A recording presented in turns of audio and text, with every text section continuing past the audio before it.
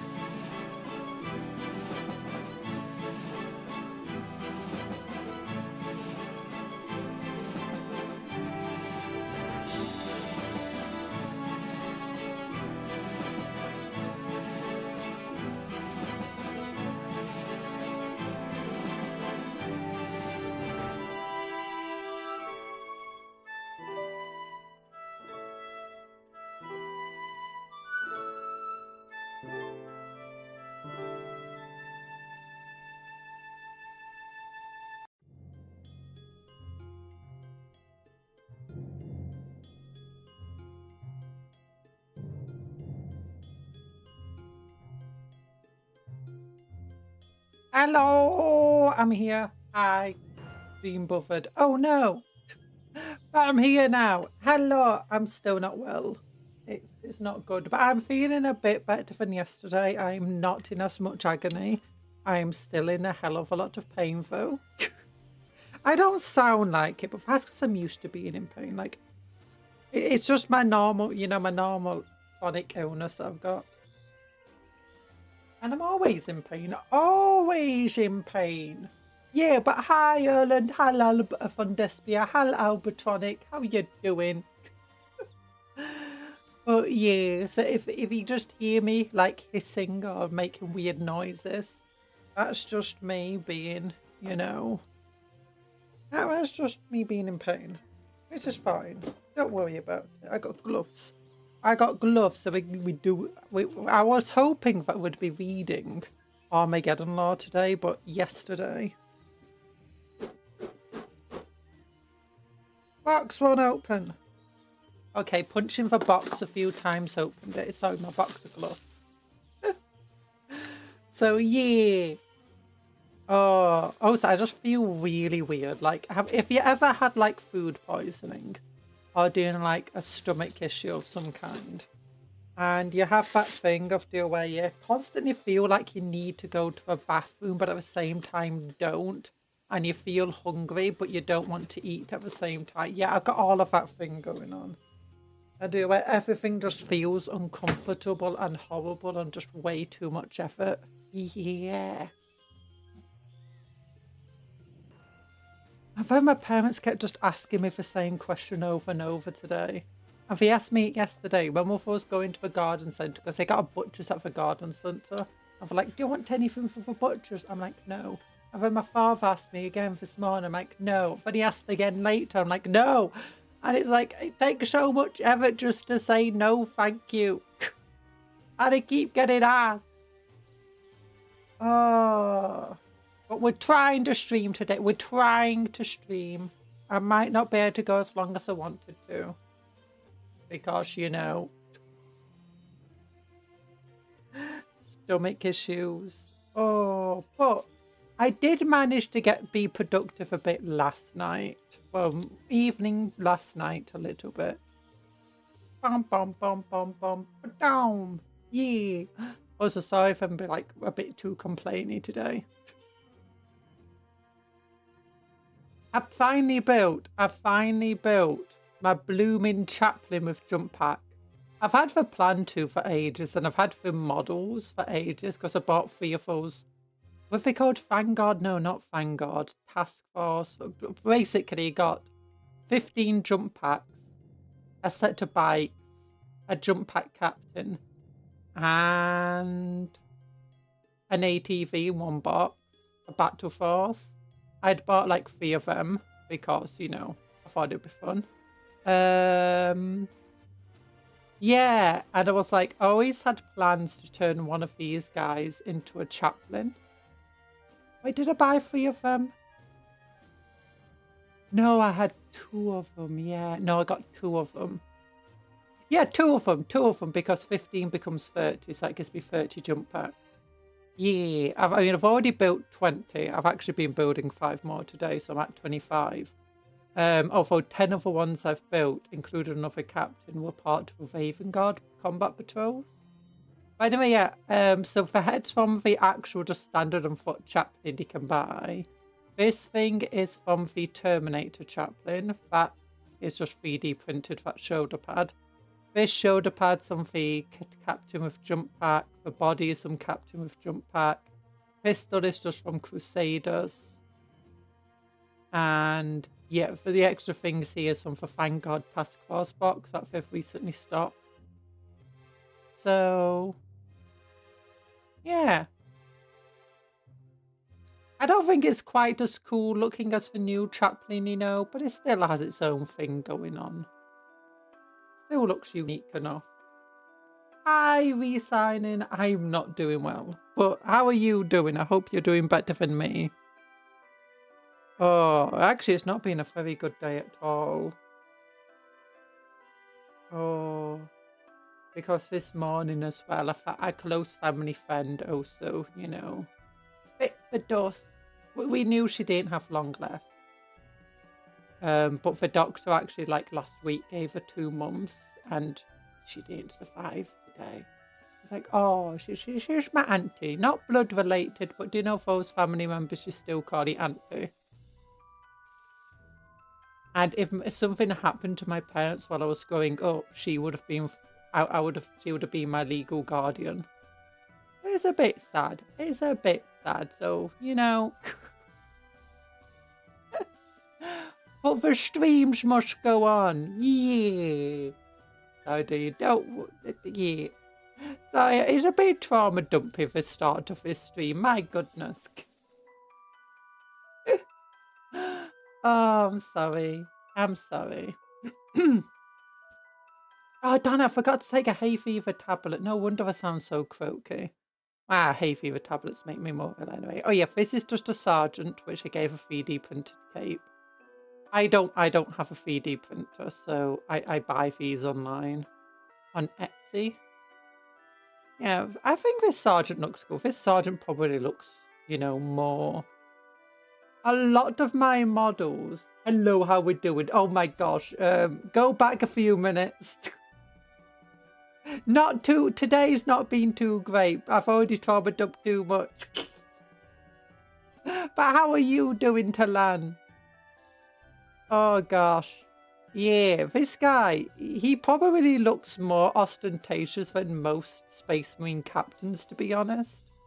Like, he's got all of these ornate stuff, unique shoulder pad, cool things here, a couple of relics on him, some purity seals, loads of extra gear, some sort of relic shoulder pad, and fist terminatus crux. And I gave him one of her heads on the Space Marine head upgrades through. Trauma dumping and not very well. Yeah. Don't worry about it. I'm sorry. There you go. Look at him. This guy's look maxing so hard. He's been doing that mewing or whatever they call it.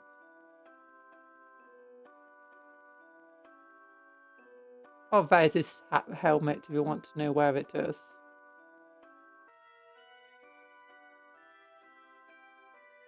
And then where's the plasma pistol guy? Oh yeah, he's got given a flame pistol because I feel like the anti-infantry capabilities is more important for that detachment. Where's his favourite dude? Oh, here, plasma pistol. Sword weapon, plasma gun. And again, this guy's like as jacked up as most sergeants would be. Well, this is, I've changed the name. I've decided I'm going to call them the Acquisitors. Not Inquisitors. Yeah, I had to somehow meld a chainsaw onto this arm. So I used green stuff. It did not go very well. But yeah, they're called the Acquisitors now. Man's Mew Max, and it's true. But I would say how good I am doing, but I don't want to happy smog. No, you can happy smog. I want to see how well everyone else is doing. It will make me feel happier knowing you guys are doing well. It looks like he's being taken by a tornado and will soon find himself in Utah. Maybe. Maybe. Oh yeah, also, Kriegsman. Kriegsman. So I ordered, right? Do you know where there's that cool combat patrol that everyone loves of the Astra Militarum that has 10 horses in it, some Casvikin, and a command squad? Yeah. I found that really, really, really cheap on, you know, one of these second-hand sites, but where they only sell stuff which is sealed, new in box. Well, they only sell stuff. They only sell Warhammer stuff. Well, they sell lots of stuff, but for Warhammer stuff they sell, it's only new in box. So I was like, oh my gosh, so cheap. It says 2025 Combat Patrol. I'm like so excited. I'm like, yes, I want it. I needed more horses. I needed more Casvikin. I've heard people talk about WW2, Mustachio, men with kinder words than her about that box.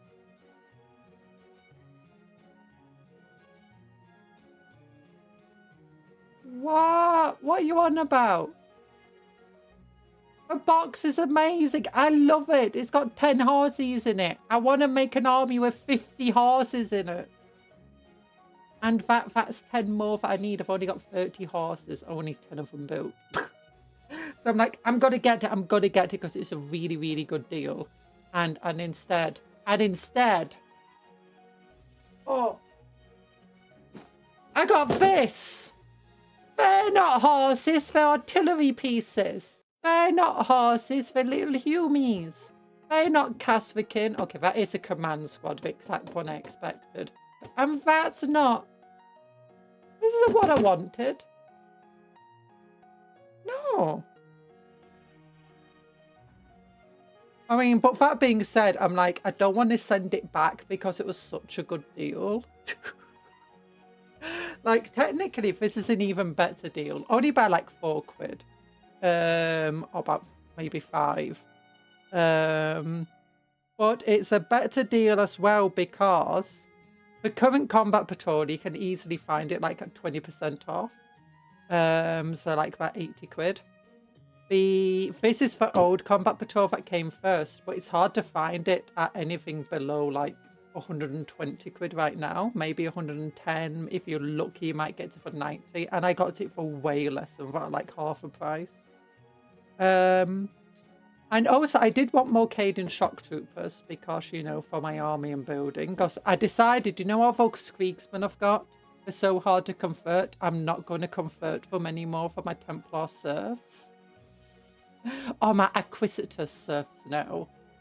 Feel so good. I don't even care. I got scammed. Imagine you build for minis of all Chinese. No, I did open it up and it turned out it wasn't well sealed. This thing here had already been opened and just, you know, pressed back in. But I opened it up. It's got everything that's meant to be in there. But all correct. The plastic is correct. It's not like someone recasted it. So it's fine. But yeah, and so I wanted more Cadins anyway because I wanted 60 shock troops, and we got 20 of them with the new with a combat patrol magazine. I was wondering what to do with them, and now I've decided, you know, these guys are way easier to convert. Their heads are easy to replace. What's they called? The Kriegsmen are awful to try and convert. So what I'm going to do is I'm going to take like spare bodies and stuff from the different models and put them on the Krieg heavy weapon teams of the Krieg artillery pieces. And convert them into Templar serfs. And then just take the extra Kriegsmen from there. I don't know what I'm going to do with those extra Kriegsmen. I'm probably going to use them base decorations for knights or something. Like this guy's from an artillery piece. So I thought, you know what? I've got 20 of them anyway. And I can just edit up my cavalry detachment. So it includes... Because I've already got one armoured sentinel from the Combat Patrol magazine. And I've got a second armoured sentinel now. Although I'm going to probably use them as scout sentinels, not armoured ones. Because they're 10 points cheaper. Although the armoured ones are much better tank hunters.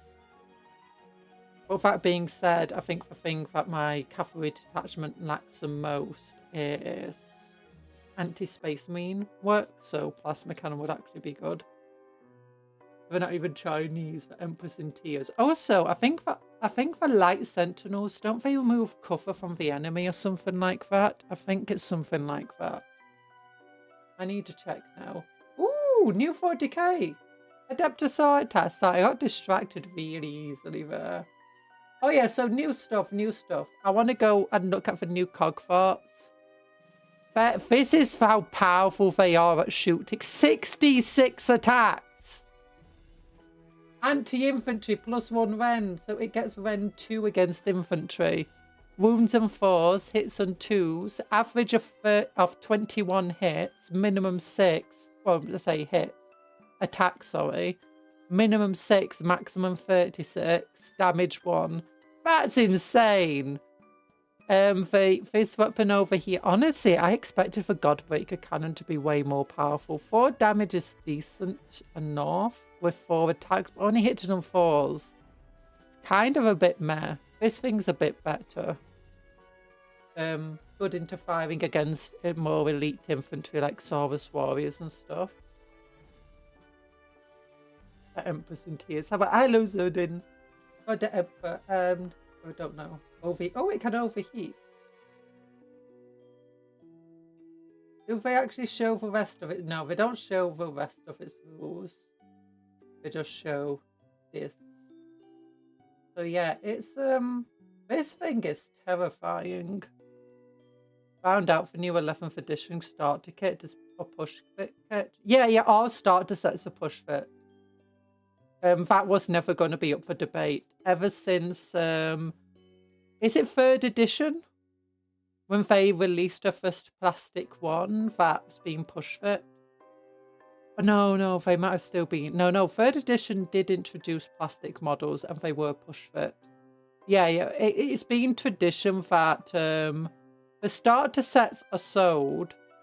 They effectively, actually, the new starter set looks like it'll be really good because while it's push fit, it's a bit like the Necron one from Indomitus, in which the pieces are designed to mix and match across the squads. So, like, you can put the arms from any of the arcs into any of the other arc bodies. And this is even like older kits where you just need to cut off the little tabs. A lot of the arms and stuff are designed to go on other bodies, and the same with the heads, without having to cut off the tabs.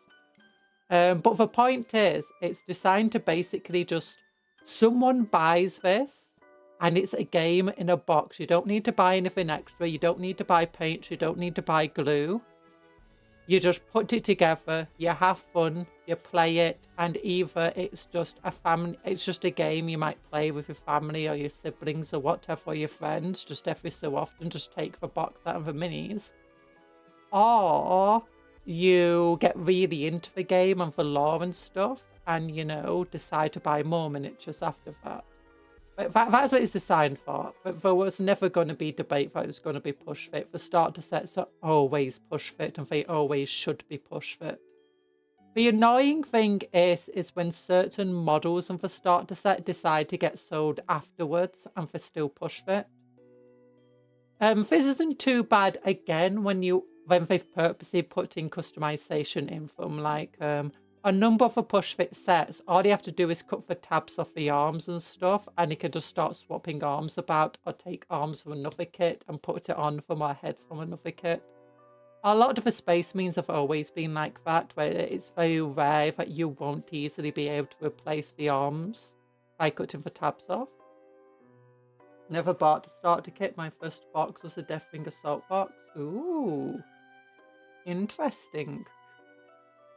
But yeah, the starter sets are always push fits, and these release things. It looks like the Land Speeder and some of the character models are probably going to be separate releases by themselves as well, and they will probably be push fit, similar with the Ballistus Dreadnought. We're probably going to get another one of these types of sets as well. Let me show you quickly. Space Marines are the easiest ones to show here. White Scars have one of the least extra things. Like this one. This is a push fit set. So this was originally from a starter set. You got 3 of these guys, none of them have multi-motors. 3 of these guys, none of them have plasma pistols. 3 sword brethren, an ancient sword brethren, Judicia, and a chaplain. All of these are push fit. And they're from the Indomitus set. That being said, alongside them, these things later came out by themselves. Not long later, actually. Eradicators and Blade Guard. Not Sword Weapon for Blade Guard, sorry. These guys are originally from the same starter set as these guys in Indomitus, and they are push fit. I've been building a lot of these ones. We're hoping 11th edition is going to see these guys finally get replaced. Similar for ATVs, also push fit. But the cool thing about the ATV is that it's got options on it. For instance, it's got a multi-melter and a Gatling cannon, and that's going to be the same with the Land Speeder. It's got to be its own separate push fit set, but it will have the heavy flame and multi-melter option. Here we go, ATV. What else is push fit? These guys originally came in a push fit set, but they're no longer push fit.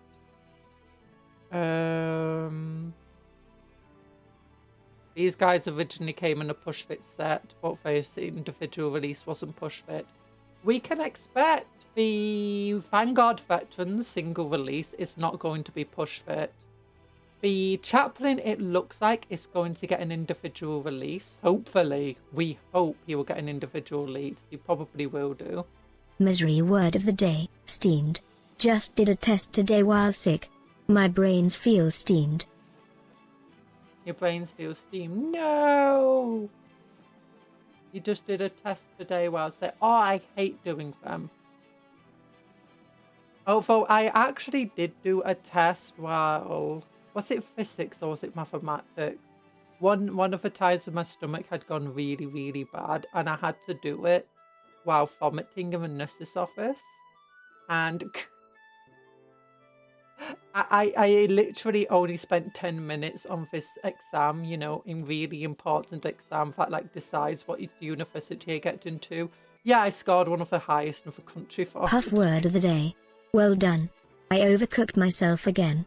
Anyway, I'm playing Hollow Bug today. Yay, Hollow Bug. It's actually hilarious that I did so well in that test. There's a bunch of tests that I was feeling a bit better for and I didn't do as well in. Well, it's physics or maths. It was one of the two.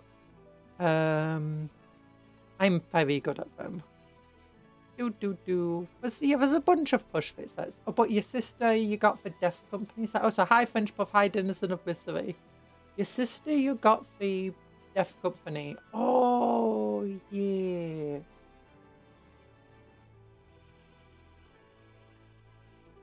Oh, yeah, it will be... Oh, no.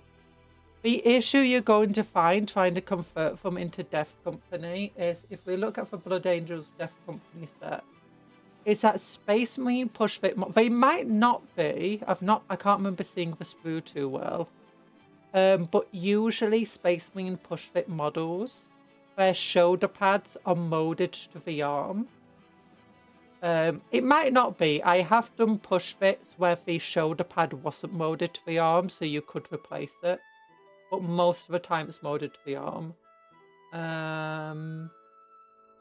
If we look at the Blood Angels Death Company upgrades too.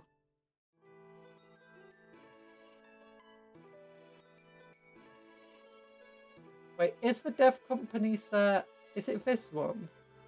No, it's not, is it? Oh, no. Wait, for some of those are Death Company. Yeah, you'll be able to use the arms and stuff in the kit.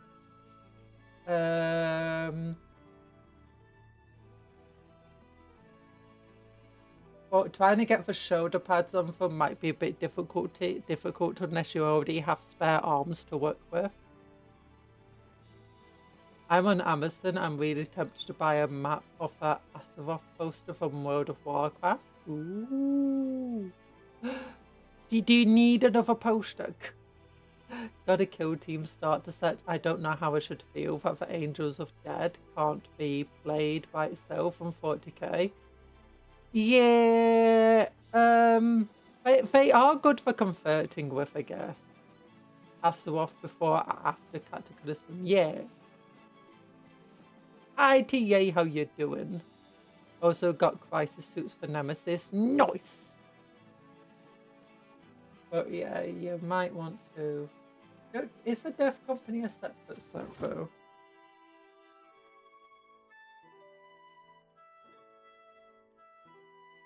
Liam.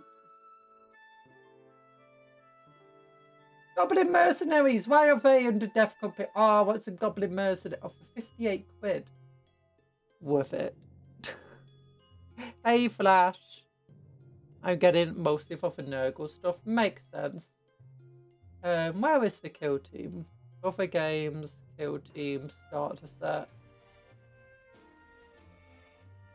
He can be used as a lieutenant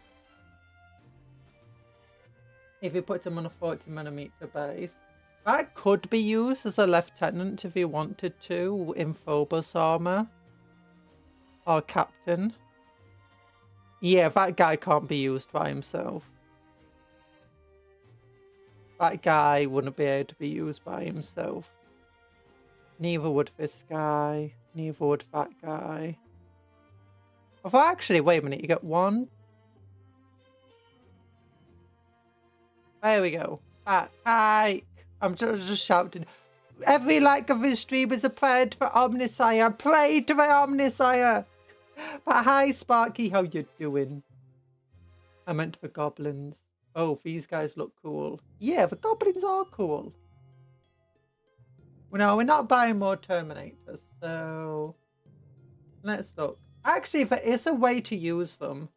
If you play Death Watch, you might be able to use these guys. Or at least some of them.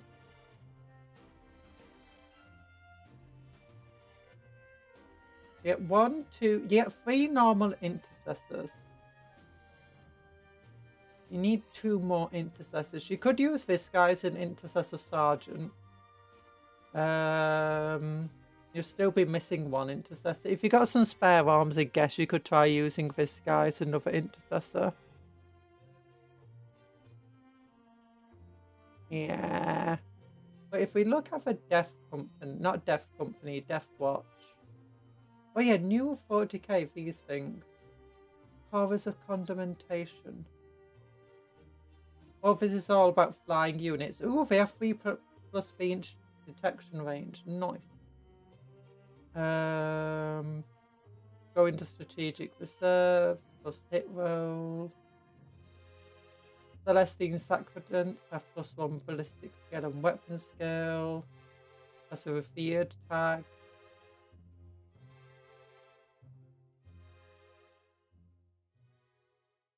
Oh, gain leadership.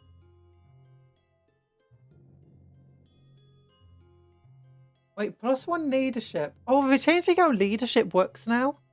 So higher leadership is good again. Or is it like +1 leadership just means improve leadership to lower it? Oh, this is cool. That's a lot of abilities. I liked one of these abilities, +6 inch detection range. So yeah, detection range is definitely something you can build around. But let's look at Warhammer 40k.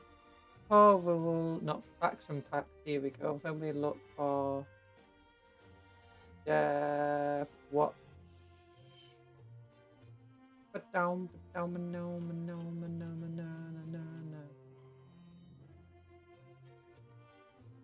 But Plague Greens can be used by itself. Yeah, they can be. I had 14 Plague Greens now, +6 from Kill Team, so now I have 2 squads of 10. Nice! Wait, does the Kill Team only include, Oops.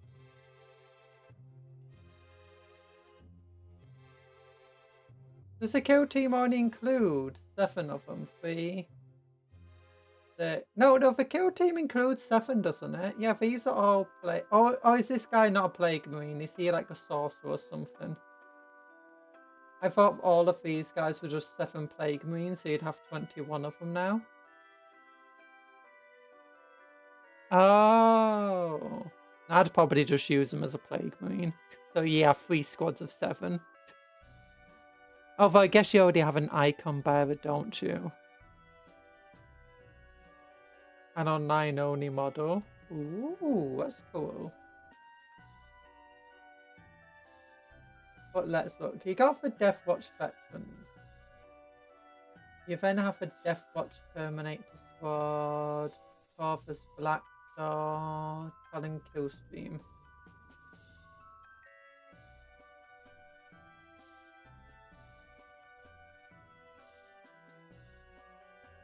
No, that's a Jump Pack squad.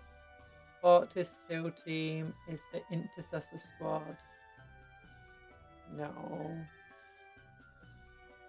Indomitor is the Graphis one. Vectrus is only Phobos armor. Then you got Decimus Kill Team, which can have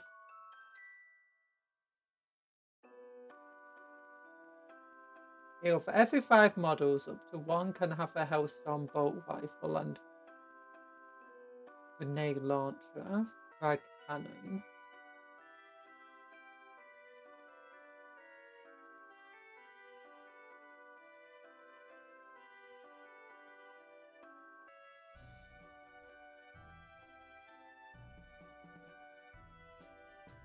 Doesn't this one have the Gravis dude? Yeah, the Gravis veteran.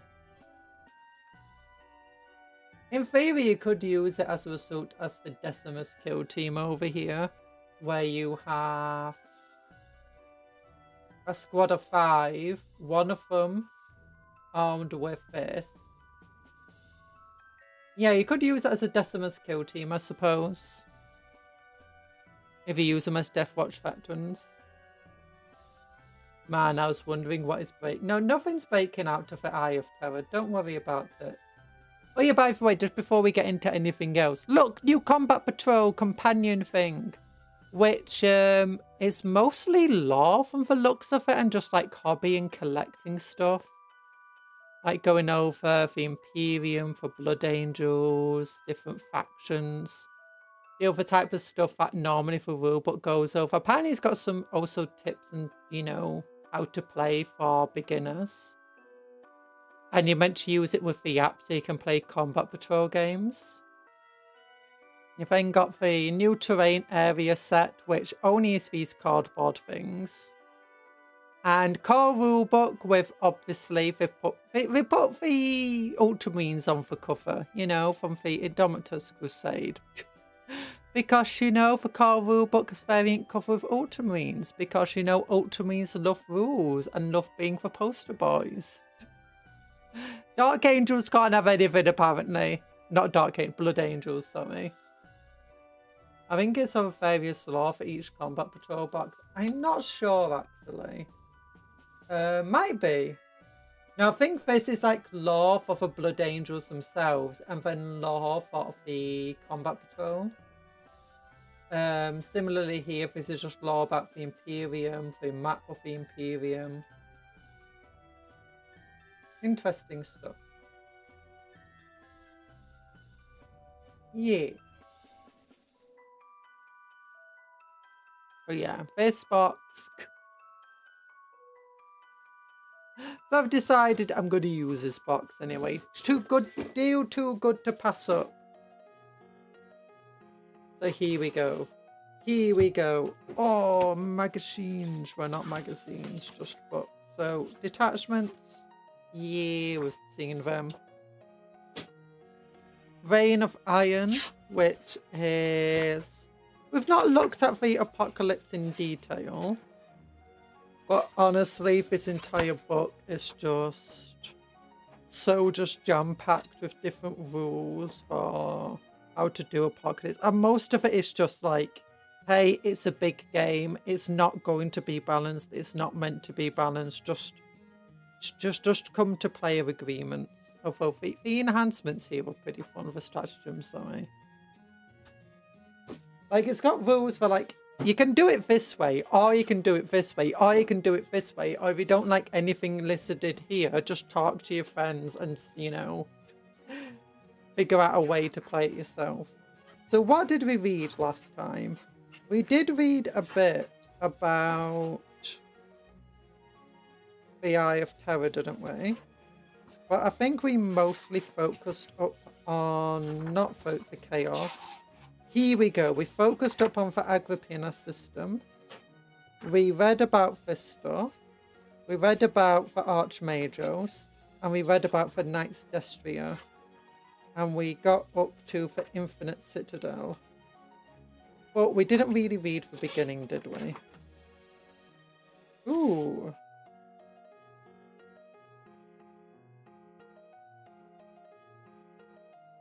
Here we go. Upon a bitter path of destruction, the heretics of the Iron Warriors have surged the Eye of Terror against the bastions of the Adeptus Mechanicus. The opening salvos in a nightmarish scheme of conquest. The murderous strategies have been eons of a plotting of a corrupted siege host threatened to overwhelm the Cella's macroclades. driven into them by Mars and the other forge worlds, where such apocalyptic armies collide, annihilation and horrific scale is unleashed. Yeah. Also, oh no, these are Histari. They got the eradication weapons.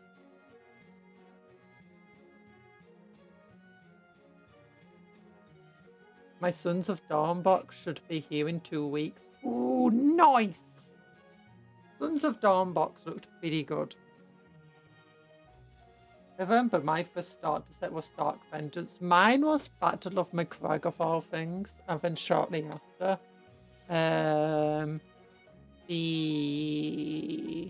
what was it called? Assault on Blackreach, and then I got Dark Vengeance, and then they re-released Dark Vengeance the 7th edition, didn't they? Yeah, which was weird. There's a reason I quit during 7th edition. I kind of kept going. I kept staying. By 8th edition, I was out though. Then I came back in 10th because 10th was amazing. You got to convert it to a Dark Angel Deathwing. Ooh, that sounds fun. The worlds of Acadian Gate creak beneath the weight of adamantine war engines. Warsmith Traffic Morn has come, and with him the infernal might of Medangard. With the Iron Warriors surging out of the Eye of Terror, beleaguered and battle-weary, Imperial defenders struggle to stem the gathering tide. Even the Mights of Mars' cybernetic cohort may not be enough to halt traitorous progress and bring an end to Warsmith's sprawling campaign of conquest and fortification. I've been reading the Bella's Core book, and Traffic Morn's there. He's an absolute jerk. Hi, Kill. How you doing? Look at that. Look at this. I might need to turn that light off because it's a bit reflective. When the God Emperor of mankind arose and cast down the tyrants of old night, when amidst the ashes of the perfidy, he built his golden throne. Oh no, we already read this bit, I think. We read that bit. We already read that one. Did we read this? Oh yeah, we read Cadia. We read A Refuge for Traitors. We read about the Black Crusades and made fun of Abaddon. We read about the Citrix Mare Dictum. Did we read Genesis of Terror? The Decline of the Aldari. Yeah, we read that one. We read that bit.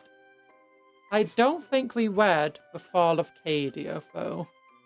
I've actually been listening to the audiobook Fall of Cadia. Really good audiobook. The reader is really good in it. I don't like how much his volume changes in it though, because my headphones just don't like my phone at the moment, so I've been listening without it. I keep having to turn it down. The camera's so blurry today. Oh yeah, the camera just automatically recorrects itself. It will just blur and whatever. Each time I move the pages, it will usually try to refocus, and sometimes it'll blur in its refocus attempt. What made me get it was a Hellbrute evolve. The Hellbrute was super cool. I also really love the cultists of that, and the cultists that you can get today absolutely suck by comparison. Oh, but Fall of Cadia is such a good book. It makes the space marines both feel like the enemy space marines and stuff both feel really scary, but at the same time, feel mortal. Like you got Kassakin and stuff fighting Chaos Space Marines and actually managing to take down a few of them. But at the same time, they still feel, lore accurate. They're not going down without the fight. They're very tough, they're very powerful. It's like, it's one of the best things I feel like that I've read for how good Space Marines are. Where it makes everyone, feel equally good, I guess. How is the Fall of Cadia? I bet it's not so fun from a perspective of Cadia, but from Abaddon's side. But it's the depends on your definition of fun. It's a very fun book in a lot of regards. And honestly, it kind of sucks from everyone's point of view. The chaos sides are basically just absolutely inept and not following orders and not doing anything properly. And the Imperium side is absolutely inept and not following orders or doing anything properly.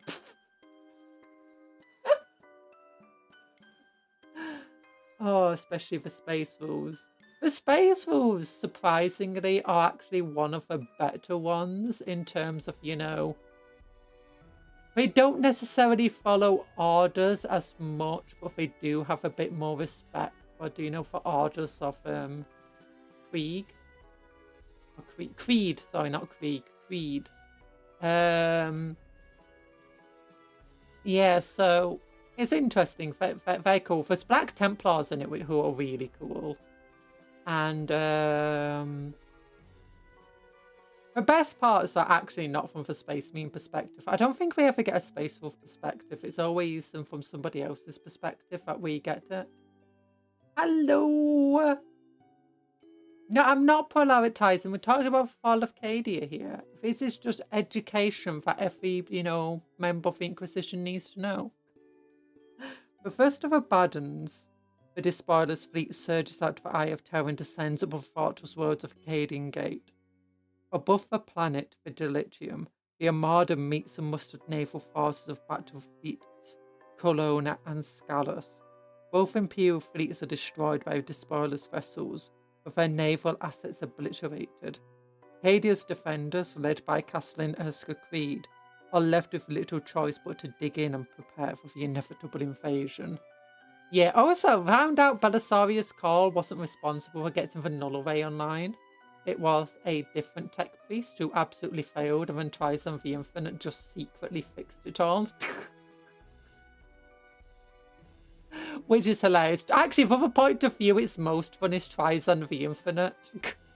Every so often we just get it from his point of view as he's just watching from like his little secluded time bubble. It's like, yeah. Just every so often just nudging things one direction or another. Oh gosh. It's actually I really recommend it. I mean, if you like Warhammer books, then you'll probably like it. If you don't like Warhammer books, maybe you won't. I don't know. Hello, Bob. Don't give me cat. It's not caddy. It's just a fluff stuck in my my fondant hair. Oh my gosh! Fire mare's raiding.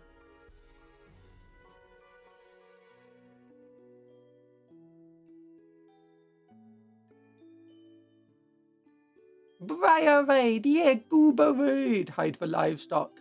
Hide the livestock. We don't want one raided. Greg Johnson. Greg Johnson is here. Paladin Stem is here. Never Leisure is here. Hello. I'm Cupcake Conjurer in both name and profession. First name Cupcake, second name Conjurer. And today we're reading Eye of Terror, Reign of Iron. Look at a big old defiler on the front. It's all very shiny. Hello, Baya. How you doing? How was your stream? If you need to eat, hydrate, rest, whatever, make sure you do so. Taking care of yourself is good. Thank you for appearing in the stream. Don't believe her lies. She's a snake. I'm not a snake. I'm not a worm. Yeah. So make sure you take care of yourselves. I'm going to drink some cola because that's part of my self-care.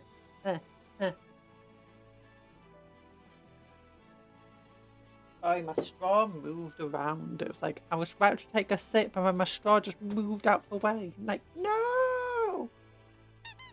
Ow. Thanks for the strawberry cupcake. Arcane Insight. At the instigation of Shadow Seer Silandri,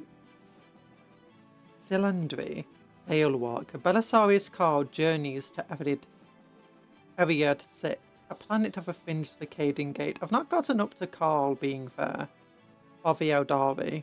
This world was bombarded by the Black Legion during a prior Black Crusade. An act that had previously been attributed to malice rather than grand strategy. Carr discovers amidst the ruins the remnants of a black stone pylon cut down by orbital fire. The structure, he realizes, is reminiscent of those found at the surface of Cadia. The venerable Archmage's mind races as he recalls assaults on further worlds, swiftly noting a pattern of destruction and leaping to the conclusion that Abaddon, over the course of millennia, has been targeting and eliminating these structures. Realizing the scale of a disaster that may be about to befall Cadia, Archmage's Domino lands his fleet to aid the planet's defense. Yeah, actually, I don't think we read some of this before. Yeah, because they repelled some demons on the Phalanx, and the Phalanx then came to aid Cadia. The warp beam attack targeted Cadian's surface, but the null array came into action.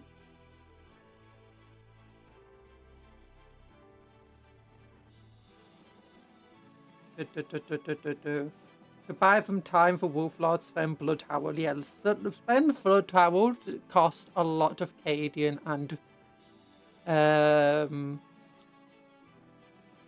Space Wolf lives trying to get the Will of Eternity to slow down, and it did not go well. At least not so far. I think he might have some sabotage attempts to go off yet.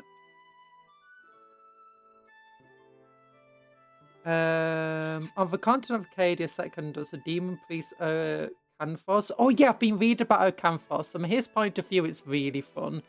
Every time Abaddon is like, he's just a massive headache to Abaddon, though. He's basically a headache to everybody, including himself, and it's hilarious. He's a demon prince of Karn. He's a farmer Karn berserker. Yeah. Shortbread summoner. We think of a Koga. It will give us energy to run away with the sheep. Why do we need sheep? Nanbred and necromancer. Nanbred, I'm not Nogbred. Shortbread. I do like shortbread. Shortbread is tasty. Yeah. Abaddon was also getting really annoyed by the fly stuck in his ship. Yeah, by fly, it's Sven Bloodhowl. And literally he is getting very annoyed about these space wolves and some Cadians stuck on his ship. And the ship is like... The ship actually doesn't like Abaddon. And it's like, hey, you guys, you want to sabotage Abaddon the Despoiler is my best friend. Yeah, the ship is like helping the people trying to sabotage it because it hates Abaddon and like sees him as an infection. And the space wolves are like the vaccine. Abby the Armless. Hi, Anthony. Oh, were you here before? I can't remember. Yeah, on the continent of Cadia Secundus, the demon prince Canthos assaults the Kriegan gates of Castlecraft. So Castlecraft is a major city on Cadia, like where the final defense was held, seeking to destroy the Nullfield. At this time, Eves and Kansas warriors butcher their way through the fortress's defenders. They say they butcher their way through the fortress's defenders, but Canthus's army was being absolutely wrecked by the defenders. Like, he ended up getting, like, an initial really strong victory against them. But then, like, as soon as he hit the... Hello, big face. Because ships, what have you been up to lately, Ratman? What? Abby the Armless. Oh, yeah, because... What's his name? Talan is the hamster that runs around in the ship wheels that delivered your bites. Oh.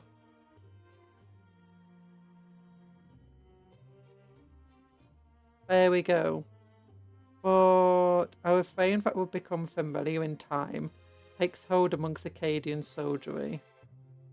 Oh yeah, so once he hits the Kassakin, his forces got basically slaughtered. Yeah, it did not go well for him. If it wasn't for the Demon Prince, his forces would have, fallen. The Demon Prince was the only one who was really keeping it going. Even as the conference is one.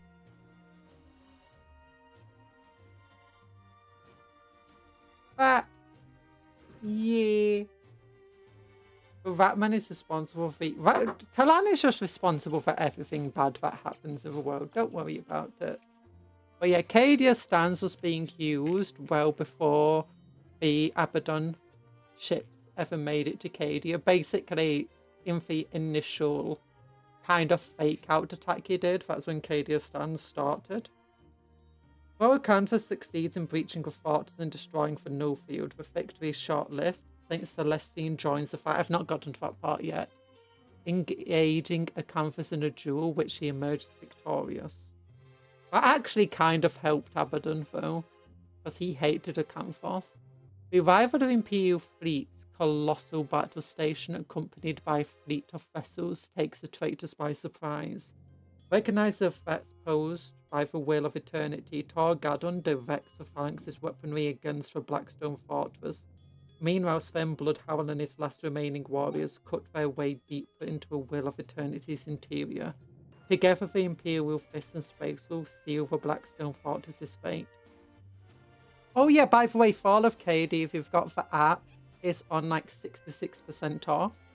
For both the audio book and the normal book, along with some other Imperial Guard focus stuff and Mad Dog Gotskin book.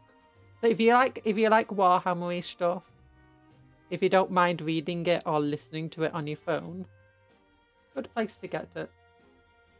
DC has Skaven in the basement. Yeah. No, in my walls. In my walls, don't worry. I don't keep rat people in my walls. They're just in my walls. Hi, Lord Grandmaster. Hi, Never Laser. How you all doing? Yeah.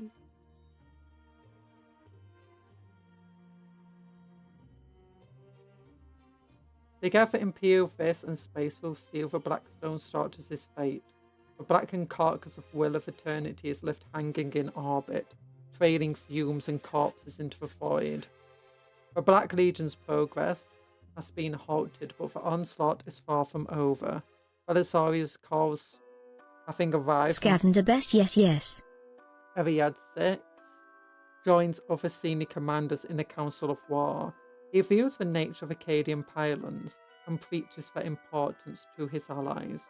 Lord Castellan Creed orders the immediate fortification of the Elysian Fields, the largest concentration of pylons on Cadia's surface, and surely Abaddon's next target. Yeah, it's the Space Wolves that actually stopped the Iron Warriors from destroying the pylons to begin with. So yeah, that's why the Space Wolves were actually kind of good. The Black Templar did a very good job of what they were doing, but it was in the completely wrong place for it to be useful. They basically just saw for us this place called the Wall of Martyrs. And they're like, yeah, that's where we're going to stand. That sounds cool. And Krieg is just like, that is not tactically beneficial for anything.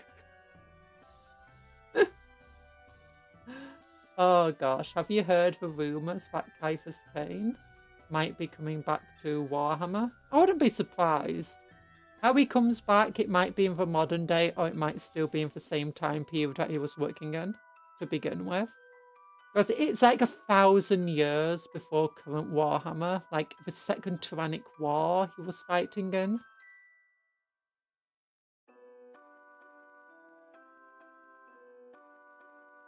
The Black Legions commit their remaining forces to battle, this time with Abaddon himself at their head. Across the vast expanse of the Elysian Fields, dozens of battles rage. Howling hordes of demons, mortal cultists and relentless traitors meet massed cohorts of Skitarii, Space Marines and entrenched Cadian soldiers. Millions more are added in the tally of dead, and these final hours of fighting eventually the force of chaos are repulsed. Abaddon the Despoiler sorely wounded by Saint Celestine's blade. Yeah! Where's Erebus and the shenanigans he's been up to? No, not in the Eye of Terror. Or not in these things anyway. Great to hundreds of miles wide into the planet's surface. Oceans are boiled in an instant. Continents cracked asunder. Yeah, I think we read that bit. Yeah, if they're destroyed, the Maledictum opens up. Then they use the Cadia itself as a staging ground for the rest of the invasion, I'm which then late. gets countered by the Indomitus Crusade and fails. That's what you think. Erb is just being an irredeemable bug nugget and the cause of all our problems. Yeah, but without him, we wouldn't have Warhammer 40k, so, you know. Hi, Blair boys, don't worry about being late. And hi, Mal, how you doing? Thanks for the head patch. Yeah. The Iodox clan's armies engaged in claims of Acadian system of resistance, which they've still not done, by the way. More traitor legion forces spill for the Eye of Terror. Warbands for word bearers converge with shrine worlds and other bastions of Imperial Creed. Night Lords, they got defeated on most of those worlds. Night Lords raiding parties indulge their lust of violence and attacks on isolated outposts. Apparently they're doing super well for Night Lords. They're like the only force that Abaddon sent out that, you know, is still doing well.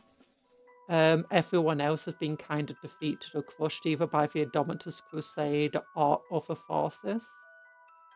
Because Mark of Faith goes over some of it with the Cinchian dudes and their failures. The Gate of Bones goes over the failures of the Word Bearers and Iron Warriors. The Avenging Sun shows the failures of the World Eaters. So it's like, yeah. Someone's got to feed the Imperium of lies, so really he's basically a hero. No, he spread his own lies.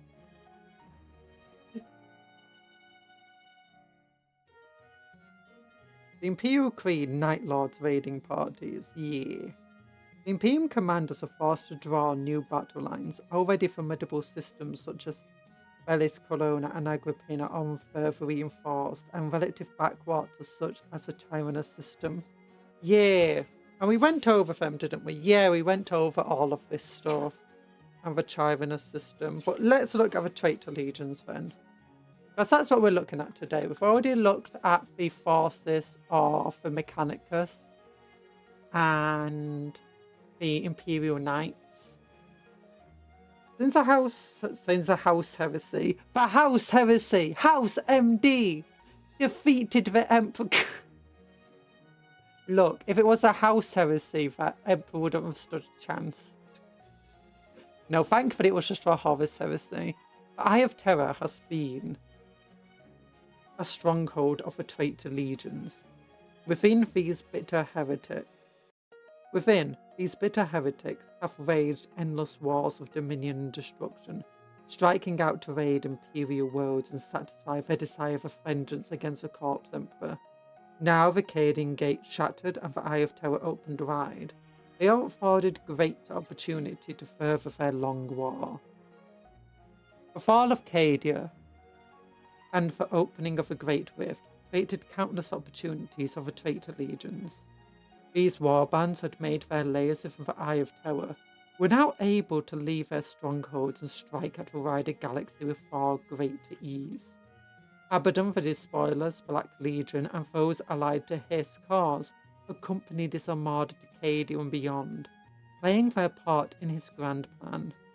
All others opted to wage their own campaigns against the hated Imperium, striking systems in immediate vicinity of the Eye of Terror, having been largely bypassed by Abaddon Imperial-held regions of Imperium in the Cadian Gate, and beyond were now subject to his constant assaults.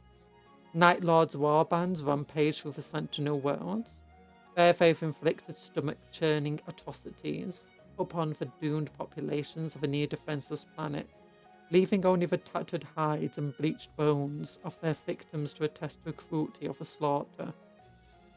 Lord Iodox, chosen of a despoiler to pacify the Cadian system, dutifully turned to crushing remaining resistance on the worlds of Casacorn and Contrial. His veteran warriors pressed the beleaguered Imperial forces into ever-reducing pockets, seizing a wealth of manufacturing facilities and military assets. that could be repurposed to their cars. Death Guard, Vectoriums and Foulbands of the thousands. Oh, Death Guard, Vectoriums and Foulbands of thousand suns sowed plague and corruption far and wide. Yeah, they've not been doing as well. The guy here trying to cleanse Cadia, he's been doing that like 100 years now and he's still not managed to defeat the resistance in the Cadian system. The Night Lords, though, they're doing super well. Like, they've gained a bunch of strongholds. It's insane. It's because they just attack soft targets, you know, ones that are easy, ones that are minimum defended. But I mean, you know, it works. I commend Orbus for letting 40k happen.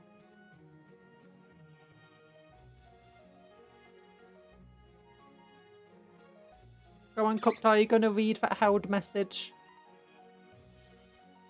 Cuptle. I was also late, Apollo Cheese.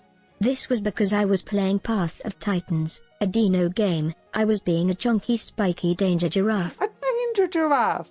Nice. King Evil Space Batman's, yeah. Don't worry about being late, I hope you enjoyed the game. Yeah. And their cults dug their claws into the underbellies of a rotting Imperium. Even the heavily fortified Agrippina and Bellis Corona system were afflicted. The defenders of these linchpin systems were soon pinned down, hard-pressed to repel the continued influx of traitors and ties of demons sweeping from the Eye of Terror. I still don't know where they get so many numbers.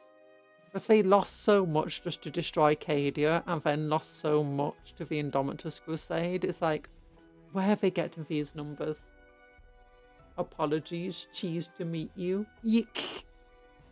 Why are you all becoming rats? You're not a Skaven. Some amongst the traitor legions fought. You're stealing Talan's identity. Some amongst the traitor legions forfeited the opportunity to lash out against reality and instead focused their attention on the demon worlds within the Eye of Terror itself. Would-be champions and demonic lords sought to exploit the exodus of their rivals, or to settle grudges centuries in the making. Each act of treacherous violence was performed with one goal in mind: the gathering of might and power. While such infighting provided temporary relief to beleaguered Imperial forces in the vicinity of the former Cadian Gate, and perhaps prevented their absolute annihilation, such solace would surely be short-lived. The wars raged within the Eye of Terror served to see the weak whittled away, and the power directed into the hands of the most ruthless. It would only be a matter of time before more puissant warlords emerged from the ashes of these conflicts with sufficient might and ambition to grind the holdouts to dust. And look at all this cool art in the background. Oh, look at Space Moon. And we've got another page. Maybe I should just lower this a little bit. Yeah, there we go.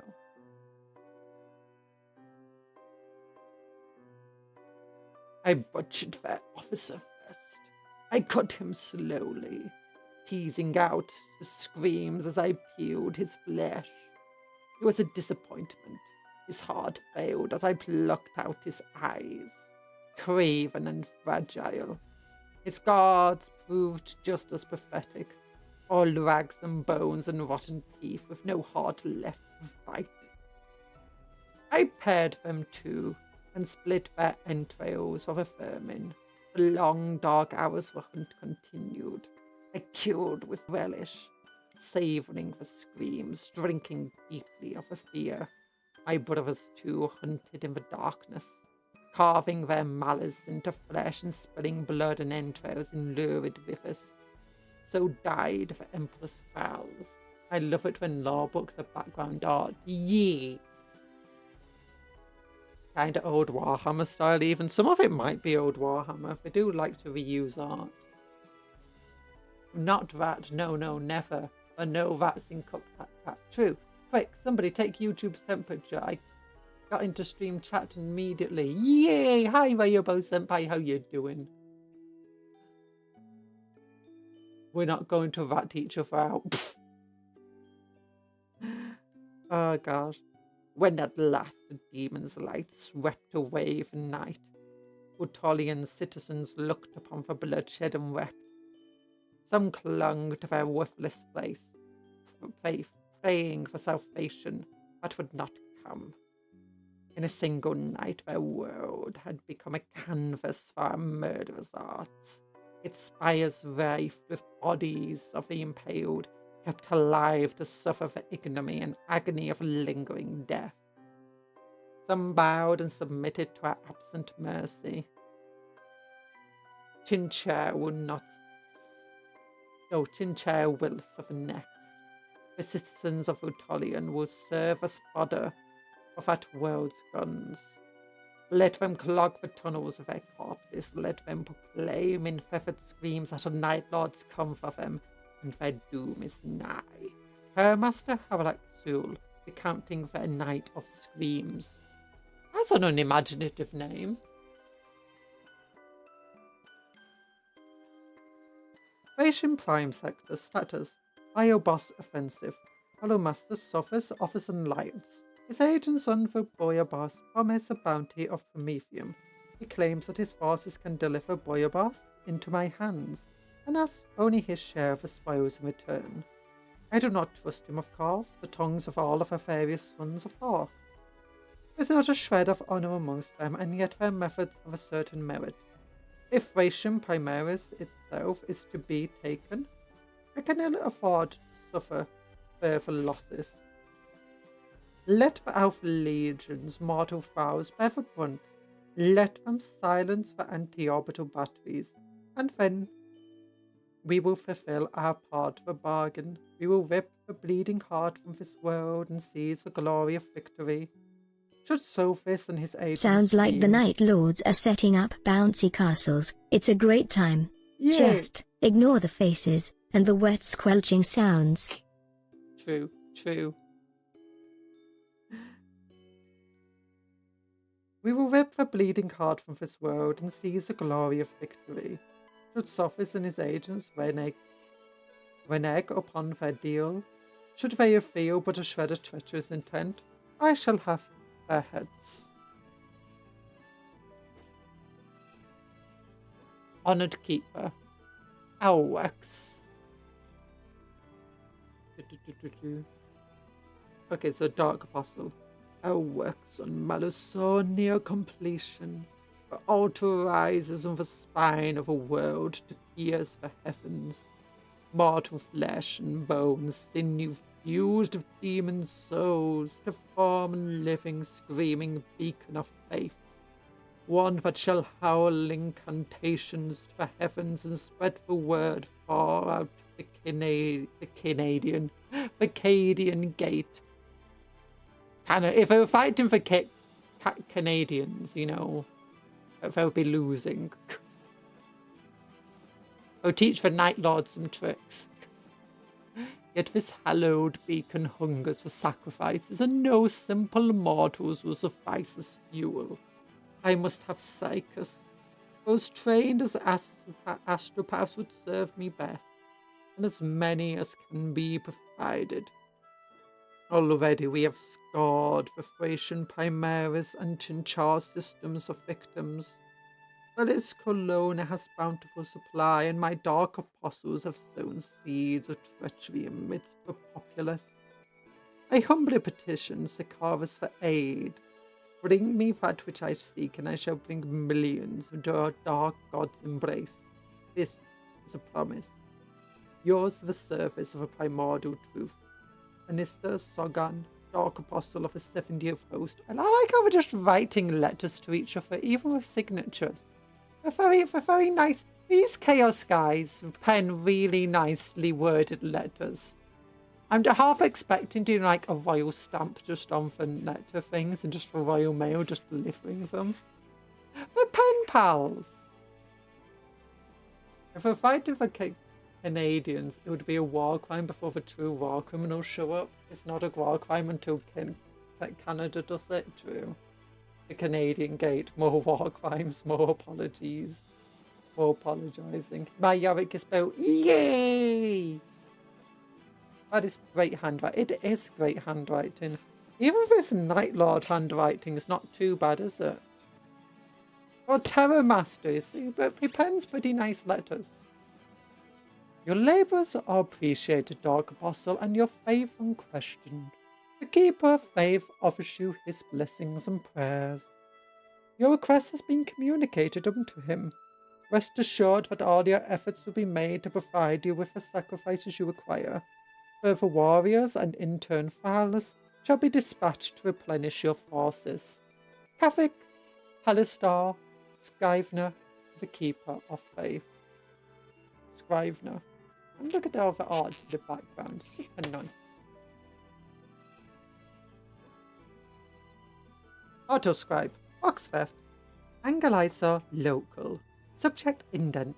Malgarvis. Lord of Poxis. Master of a glooming. I thought I said grooming at first. I was like, oh my gosh, these are the worst Chaos Space Marines. The glooming lords. This is a world ripe for harvest, brothers. And we are the plague. We are the corpse masters. We of the corpse masters are to be the plague god's reapers. Angliasaur will hum within ring beats of rot-glutted flies as we break their walls and reduce their fortresses to ruin. The streets of their city shall run thick with effluent spill of bloated corpses, and the last of the corpse empress vows lie choking in the molten spoil. Toxin peal shall proclaim the wholeness of our victory. The shambling dead will, through their bio lungs, respond with groaning dirge. Only then, when our victory is right, large or blighted canvas of this wretched place, shall Grandfather Nurgle look upon the ruin we have wrought, and bless this world with his second touch. By his putrid grace shall the circle of death and rebirth begin anew. Angelizer may wither and die, but from its corpse will rise Putridia, in all its mardarious glory. And look, more cool art. Very hard to see though. It's very... The Grooming Lords is definitely an Emperor's Children. Oh, this one, Glooming is Death Guard. Eva are some very confused Emperor's Children.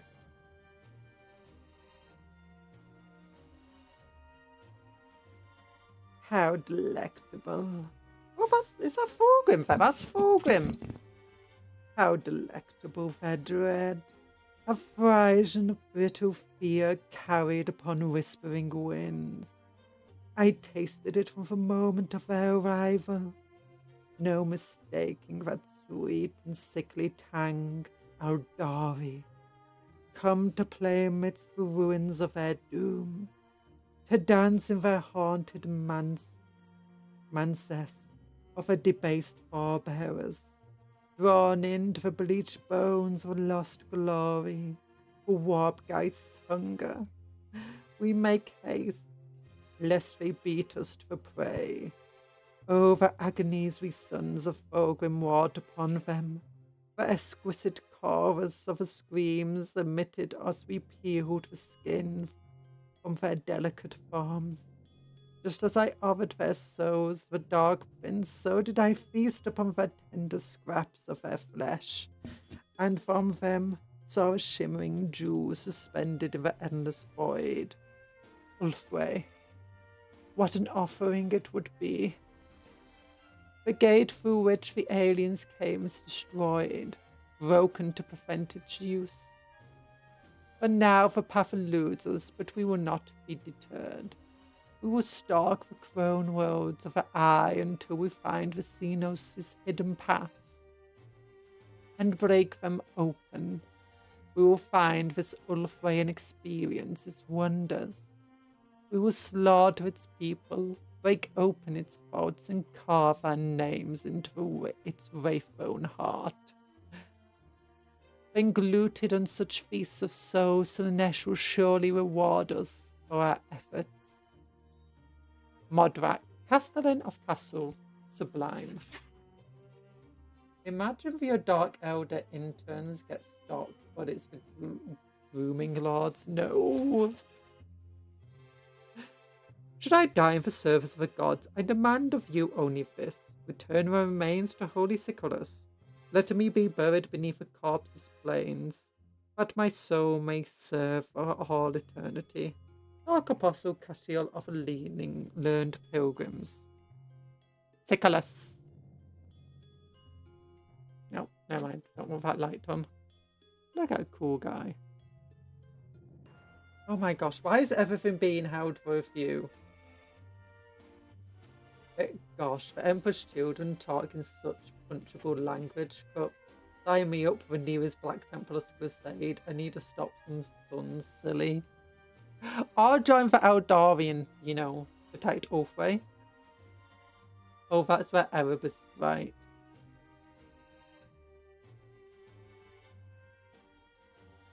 If a word bearers can be said to possess a home, and demon world of Sycharis is it. Where the sons of the demon Primarch Logar sought sanctuary in the aftermath of a Horus rebellion. The atmosphere of Sycharis is riven by howling winds and billowing storm clouds, which the light of dying stars trickles. Beneath skies of fire and blood is a surface encrusted with cathedrals, temple complexes, and towering monuments, all dedicated to ruinous powers. Arachnid demon engines clamber across the spires of those towering structures, their bulbous backs covered in cranes and mobile forges, crewed by teeming masses of mortals and mutants, all interning under the lash to erect new structures of devotion and worship atop the ode. Cathartis, wing-skinless demons with humanoid form, roost atop the highest structures, descending in rabid flocks to pluck away the unwary and devour them. The majority of Sycharis' population never so much as gaze upon the infernal majesty of their home, instead condemned to a subterranean existence of a crumbling labyrinth of profanity. Basilica of a Word. Amongst the largest and most hideous of Sycharis' temple complex, the Basilica of the Word looms over surrounding spires. It is an immense Gothic cathedral, fortress capped with hundreds of miles of high spires, the barbed peaks impaled with writhing and screaming bodies of sacrificial victims. Deep within the temple are the chambers of the Dark Council. In the absence of Logar, who has remained isolated for millennia, the Dark Council has taken responsibility for leading the word-bearers. They alone have the power to elevate warriors to a position of Dark Apostle. The Templum Inficio. More impressive and terrifying still than even the Basilica of a Word, the Templum Inficio serves as a personal sanctum of a word-bearer's demon Primarch. It rises from a desert of bone and ash, a macabre oasis amidst the endless sprawl of pietistic construction. Pie! Meat pie, chicken pie, apple pie. The soaring shrine is said by the Dark Apostles to have been raised by 8 million adepts, all of whom were sacrificed upon its completion. Her blood and entrails used to consecrate the temple stones. As long as most word-bearers can remember, Logar has remained locked away from the Templum Inficio central chambers, forbidding any to disturb his meditations. Pie does sound good right now, to be fair. Yeah! Bone pie. And ash pie, apparently. With maybe some sacrificial people. The Corpse Planes. The corpses of those who achieve the rank of Dark Apostle and die in the course of their duties are treated with reverence uncommon in the traitor legions. Where fallen word-bearers of lower rank may have their prognode glands ripped out, their equipment salvaged, or remain simply discarded without care, so that those glands for things that produce, gene seed. But priesthood of the word-bearers are afforded great respect. Where possible, their corpses are borne back to Sycharis. being turned within the planet's soil. Most are laid to rest beneath the corpse plains, one of a few places on Sikaras untouched by construction. There... sorry, let me drink something.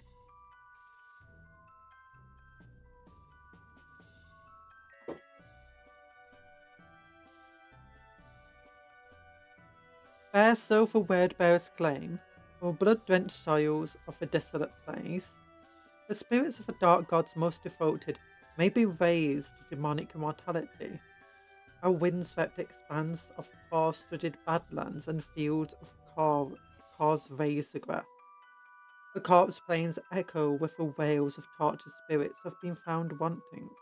Those word-bearers who fail the Dark Council are blinded, shorn of their armour and exiled to walk the plains alone. There, they may wander for centuries, utterly lost and denied mercy of swift death. The broken minds are subjected constantly to the malicious whispers of the vengeful dead, and all the while, Prophetis circle above, screeching and cackling in vicious mockery of the wretched outcasts. Loventix. Or the Iron Warriors world. It's dinner time. Go and enjoy your food. Taken to watching High Castle at dinner, so I shall see you folks later. Yeah, it's good. I like to watch. I've been watching Adventure Time on eating food recently, but I've been seeing more of Spy X Family on Reddit, and I've been like, I want to watch more of that as I'm rewatching the series now. Pie with Monster will put me into a coma for a week. Wait, pie with my coffee sounds divine. Ooh, yeah, pie. I love pie. Pie is great. Pie was also used as a way of preserving food. And he made very hard crust that had like a layer of butter on the inside. And basically the butter was there to like kind of seal in the pie. And it was special butter, so it was like boiled with most of the things that go off in the butter falling to the bottom. Yeah. And then you'd have a filling of a pie inside.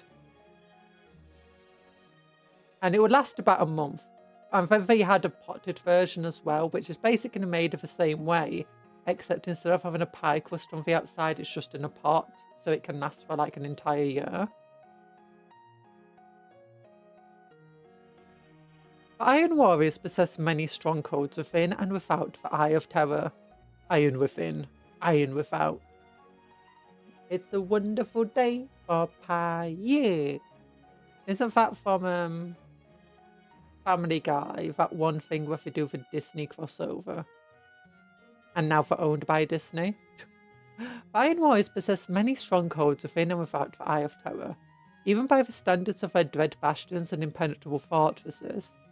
The captured world of Loventix ranks amongst the strongest and most formidable. Located in the Bellis Corona system.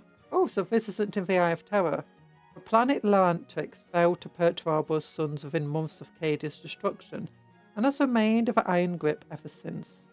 The entire planet has been mutated into a staging ground for the campaigns of the warsmith Grafot. Its tracts of lush jungle have been hewn down, soaring mountains flattened, and its denizens interned to supplement the Iron Warriors' wars. On Loventix, warsmith Grafot holds sway, underneath his command of a greater portion of the Iron Warriors' 73rd Grand Company, a colossal army of conquest, hammered forcibly together from a dozen or more warbands, and tasked by Perturbo himself with seizing control of the Bellis Corona system. The first of the worlds to fall to Crofex's invading fleet, Loventix has been fortified with a typically brutish style of Perturbo's legion. The planet's crust has been cracked open to release its geothermal energies. Rivers of molten lava stream from dissected volcanoes, their blazing heat fueling demon engines, crawling with cowed adepts of the dark mechanicum.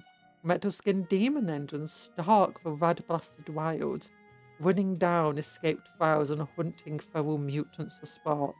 So basically, we just found a pretty forest road that was actually relatively nice by Imperial standards and decided to cut it all down and build some fortresses and forges there. That's mean! And use the volcanoes, you know, as preheated forges. That's actually how Iceland does hot water, by the way. If you just take hot water from the ground, rather than taking cold water and just heating it up.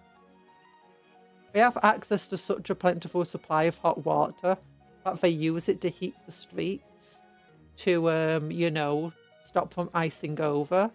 And they even pour it into lakes to allow parts of the lakes to, you know, not be frozen over during the worst winters, allowing birds and like ducks and stuff to have a habitat still. Which is kind of cool. Locked in geostationary orbit above the Laurentix prime continent, Phyrexian anchorage is fortified mass of docking stations comparable in size to an Imperial starfort and furnished with equivalent firepower.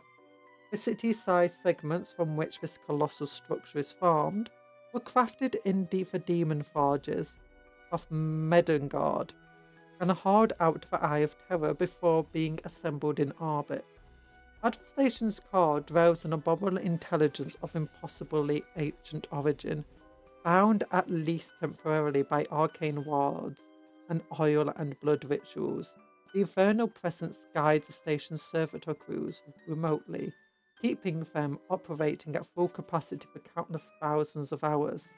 This ensures that the Decarian anchorage bays and engravings never cease their toil and can swiftly restore even most heavily damaged vessels to working order.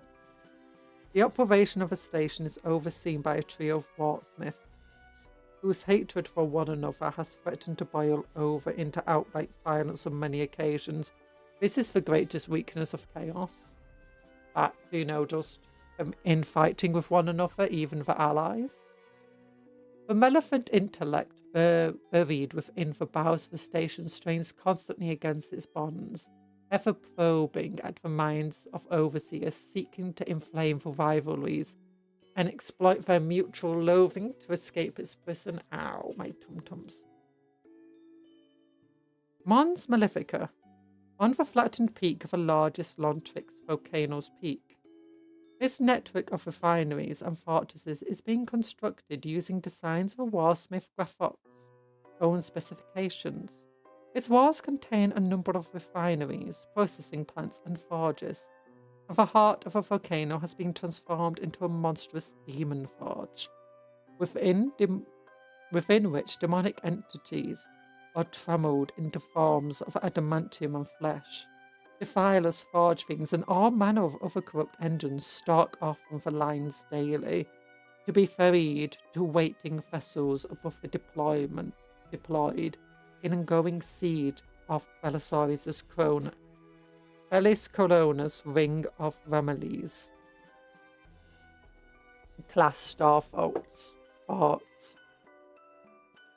In the fortress's highest towers is Graphoc's stratagem, from which the Iron Warriors command monitors the progress of the siege. It keeps a careful eye on the movements of its Death God's word-bearers and Emperor's children rivals, each of whom have their own designs upon the system and must be kept in check. Mons Malefica? You mean Dr. Smilex's basement? Possibly.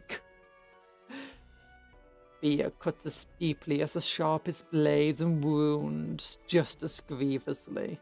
Is this a Night Lord planet? Yes, Night Lords. Naraxia. Naraxia! That's how I'm guessing it's pronounced. Once located deep within the Eye of Terror, the demon road of Naxia was dragged into reality by the warp storm Baphomet.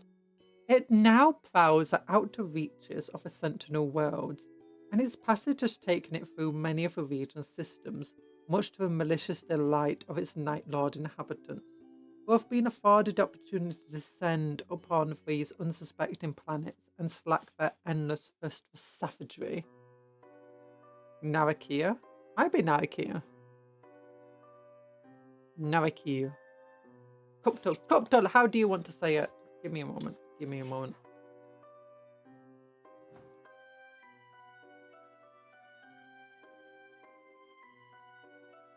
Naraka. Naraka. No, I don't think it's that. Naraka. That sounds boring.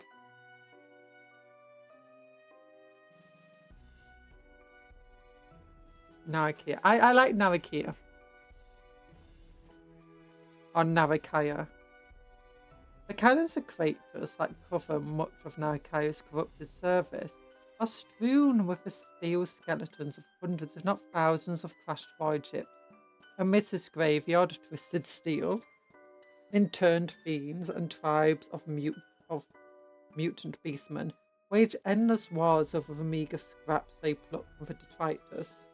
From the midst of this sea of misery rise many craggy plateaus, their tops obscured by choking clouds of pollutants spilled from the destroyed vessels as they moulder and decay.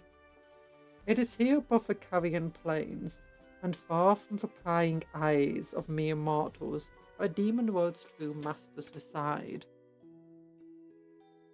and from whence the pained screams of tortured prey are carried on the bitter winds. Philispar. Atop the largest of Nakia's table mountains, swathed in static storms, stands the sky-piercing Philispar, dread bastion of Flen's master, Cyphric of the Night Lords. Carved from solid obsidian, its lightning-wreathed ramparts are hung with spiked giblets, in which are the imprisoned, flayed captives, kept alive by Cyphric's malign sorcery. He's a sorcerer! That's no true Night Lord! That's a person with like 5 Night Lord sorcerers. Thank you for silly letters, James Workshop. We will take the pronunciation from here. Yeah. These prisoners scream endlessly, their wails of agony and despair echoing from the fortress walls. Cyphric makes this lair in the fortress uppermost chambers and gar-plastered galleries, daubed with blood and draped with peeled faces of his recent victims. Animated by his twisted magics, these hideous artworks twist and writhe, constantly forming into taut expressions of anguish and abject terror. When Cyphric and his war band, Cyphric's Flayers, go to war, these haunted visages are borne aloft as banners, inspiring a paralyzing fear in the Night Lord's victims. Sadwick Landing. A ramshackle city contained within the gutted hull of a gargantuan kin vessel, Sadwick Landing is the only place on Narakia where the meagre mortal populations gather in numbers. Those that eke out a living here are a combination of void-wreck survivors of species in captive files of the Night Lords, mutated by exposure to mutagenic energies of the materium and the radioactive chemicals that leak and pool throughout the graveyards. Even in this place of supposed shelter, life is cheap and bloodshed never ceases. Murder, torture and cruelty are the true constants. Only the most depraved and brutal survive, and this has served to turn Sadwick Landing into an excellent recruiting ground for Night Lords. Those youths who demonstrate sufficient strength and depravity may be selected to undergo the agonizing surgeries and indoctrinate crustaceans required to transform into Space Marines. Those too old or weak to be granted such an honor may still serve, however. Even the lowliest of Sadwick Landing's denizens is an inveterate scoundrel and killer, and these wretched beings provide a necessary supply of cannon fodder for Cyphric's raids. The residents know well when such an offensive looms, for such mustering will see squads of raptors descend from Valspar's eyries to gather a tithe of mortal killers to supplement their master's fortresses. That's cool.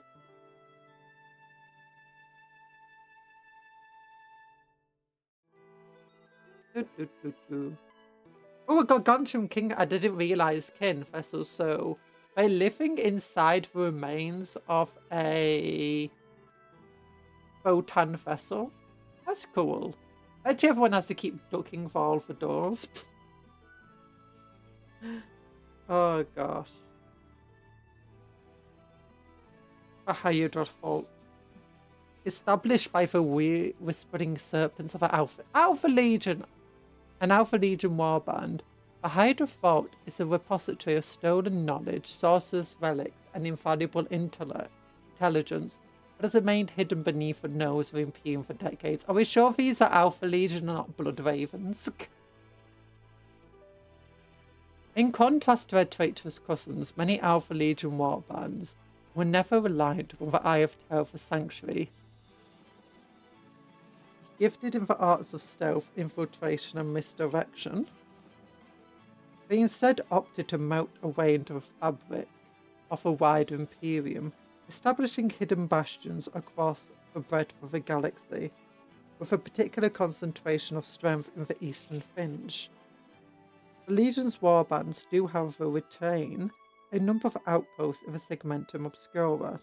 One such holdfast is the Hydra Vault, buried far beneath the surface of Vancella's world, an uninhabited planet of the Chinchar system, originally a classified outpost of the Ardiocenos. This spawning facility is concealed deep beneath the planet's oceans. Infiltrated and seized by the Whispering Serpents more than a century prior to the fall of Cadia, it provided its conquerors with an abundance of esoteric knowledge and a trove of alien technology, specimens and weapons. Many of these have been put to good use by the false conquerors. In addition, captured clearance codes and forged inquisitorial seals have enabled the mortal agents of a Whispering Serpent to infiltrate the governments and command structures of a number of neighbouring worlds and systems, preparing for groundwork for further campaigns and fomenting rebellion amongst populations. The Hydra Vault is more akin to a hidden safe house than a true fortress. Its sprawling suboceanic chambers rarely play host to more than a handful of legionnaires at any one time, and its external defences are limited. The Vault's true value is a command centre and a repository of knowledge, the accumulated libraries of which will surely be put to use against Imperium and may well hold upon their shelves a key to conquer the Chinchar system. Papyrus Nebula. Located just inside the mouth of the Eye of Terror, Papyrus Nebula serves as one of the Black Legion's many strongholds and a concealed sanctuary for their massive fleet. It's like the Alatorian, officially it's pronounced as Alatreon, except you've had a decade plus but pronounce it as Alatrian, and Capcom will never change it. Alatreon. Alatrian! Alatrian! Wait, can we just butcher it completely?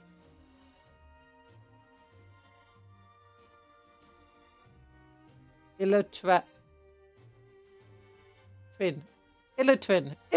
I'm calling it Illatrin now.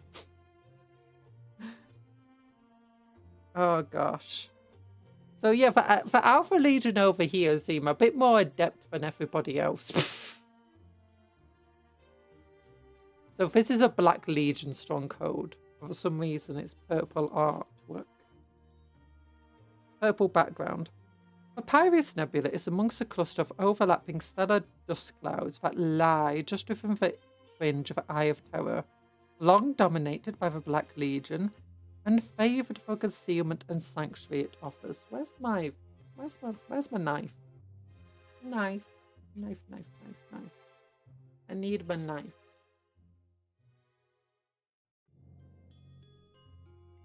Is it here? Nope, it's not there. That's not my knife.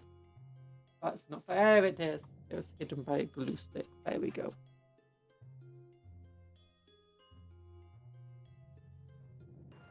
Long dominated by the Black Legion and favoured of concealment and sanctuary it offers, Papyrus Nebula served as a staging point for a number of Abaddon's Black Crusades. Within the nebulous dust cloud, a dozen demon worlds orbit one another in erratic fashion, each the domain of a mighty demon lord.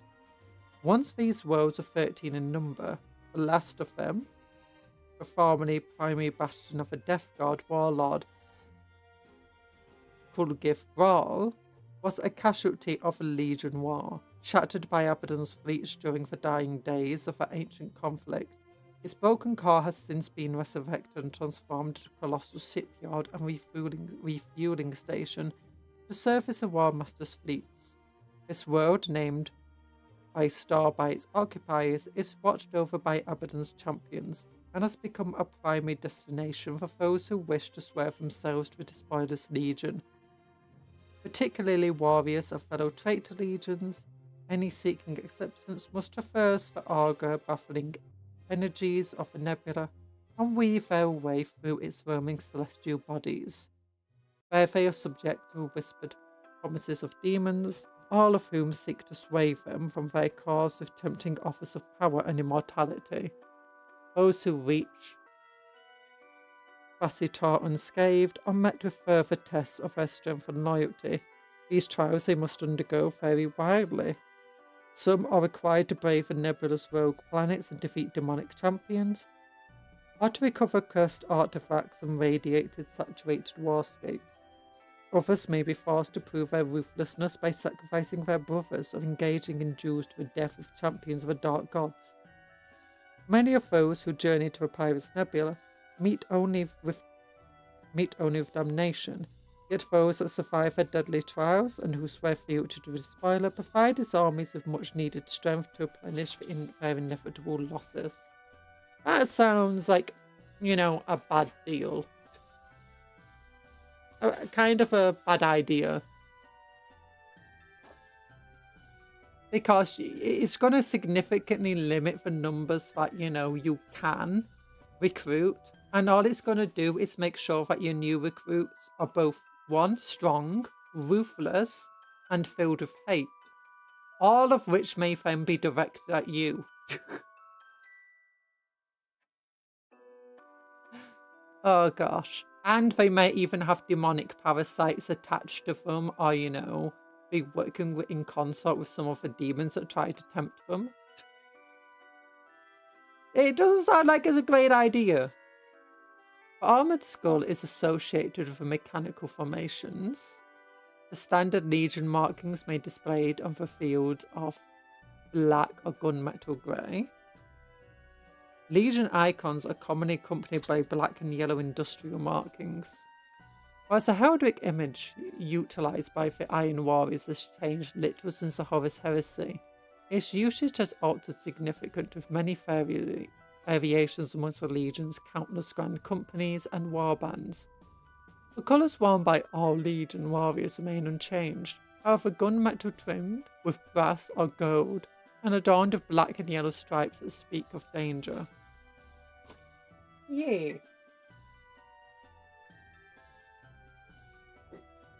Originally founded by the Empress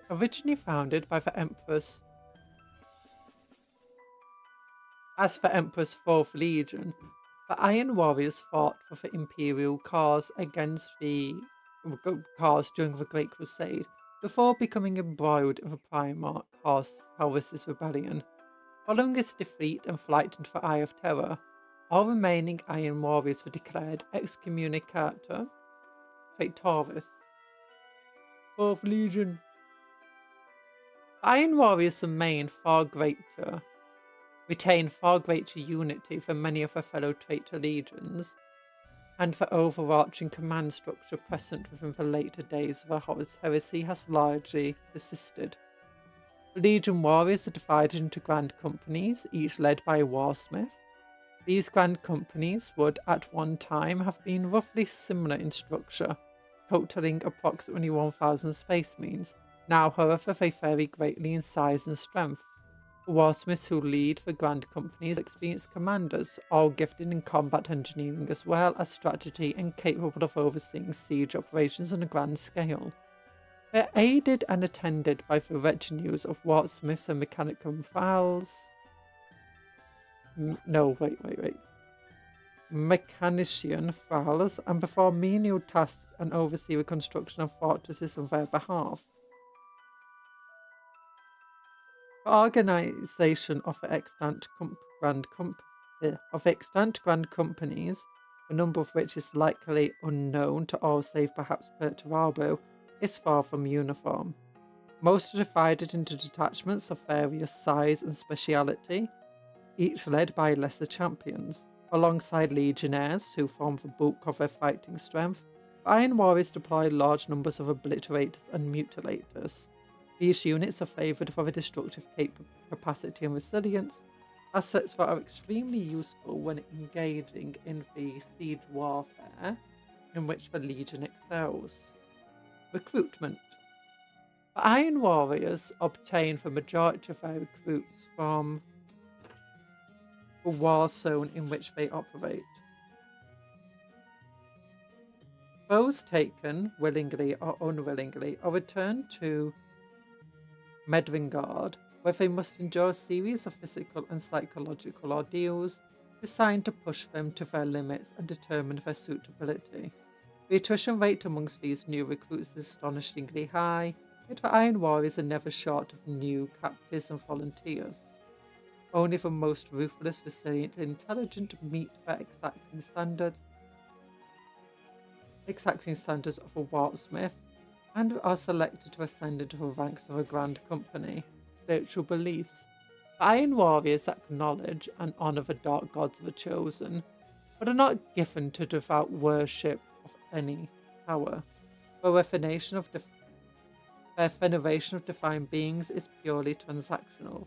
If they could be said to have any loyalty, it would be to Perty, who they believe saved them from being sacrificed by the false emperor. Their gene seed.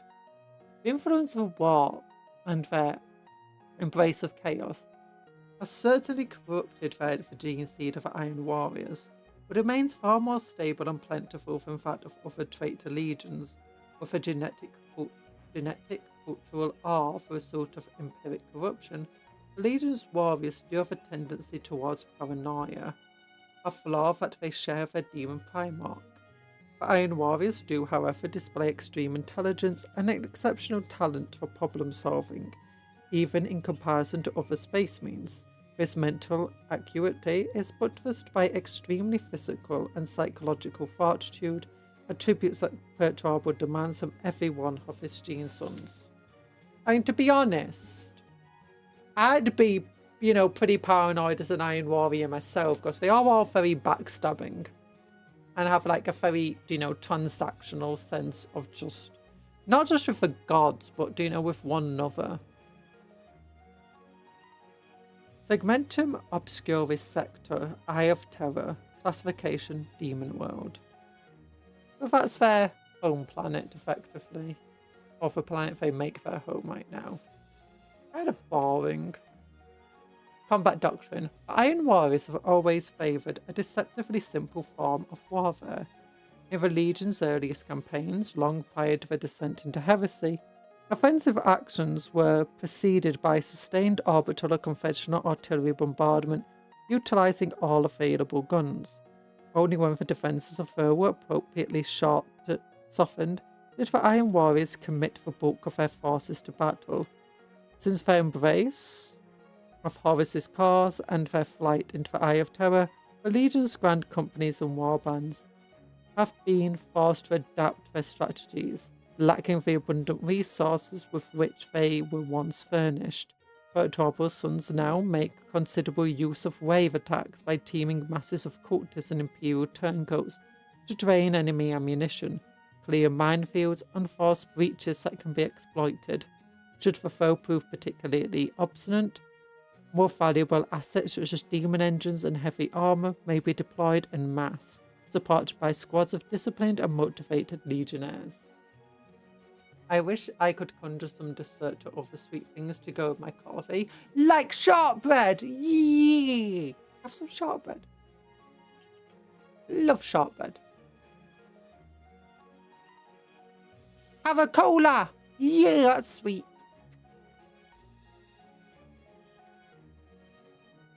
Where were we? Neither do the Iron Warriors have any... Neither do the Iron Warriors have any compunctions as regard the use of sorcery and the summoning of demons, should the situation demand. Such infernal and combined arms assaults see enemy fortifications broken apart with methodical precision. When on the defensive, Perturbo sums demonstrate their skill in the arts of siegecraft, establishing interlocking networks of fortifications that enable them to tie down the enemy with as few warriors as possible. This strategy serves to keep the bulk of the Iron Warriors' troops fresh and available for counter-assaults as and when the opportunity arises. Yeah, the Iron Warriors. So what this basically says is that the Iron Warriors use, you know, pretty backwards standard tactics of siegecraft and are probably quite, you know, vulnerable to maneuver warfare and starvation tactics. Polo and shortbread, yee! A whole bunch of sugar in your coffee. Battle cry. The Iron Warriors are not given to bellicose exclamations. However, the Legion motto, Iron Within, Iron Without, is often chanted in the heart of battle, always droning and monotonous in tone. Oh gosh, even more about the Iron Warriors. Have we not read enough about them? Look at them. Is Graphic Mon there? No, it's just some mutilators. A defiler, another defiler. Yeah, some Terminators, some Legionnaires. Wait, is that Graphic Mon? No, it's just more mutilators. A Tech Beast up there. Well, very equivalent Tech Beast. Oh, that's Graphic Mon. There he is, just up there. Grand companies. During the Horus Heresy, the Iron Warriors were rigidly ordered and organized legion by grand companies, were each huge mechanized armies, which comprised several companies of space marines supported by dark mechanicum assets and sprawling formations of auxiliary soldiers. By the 41st millennium, the grand companies have diverged greatly, becoming less uniform of construction and displaying great variation in fighting strength, equipment, and methods of warfare. The largest grand companies can call upon dozens of void ships, hundreds of traitor legionnaires, and countless thousands of followers ranging from experienced and capable turncoat Imperial Guard to teeming masses of insane cultists whose primary value is as cannon fodder to drain the enemy of ammunition and open routes of assault of their masters. Iron Warriors, tyrants of Medvangard. Masters of grinding attritional warfare. The Iron Warriors excel in planning and execution of sieges and raising the dread bastions. Consumed by bitterness and envy, they and their demon Primarch Perturbo are utterly determined to demonstrate their superiority and eclipse their cousin legions in grand campaigns of galactic conquest. The coming of a great rift, the dawning of the era Domitus, ushered in a new age of warfare on a galactic scale. So just let me tighten my microphone stand. There we go.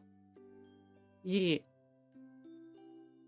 The Imperium quivered under the strain of countless conflicts, its martial strength stretched as never before in its increasing desperate attempts to hold back the tide of chaos that threatened to devour it.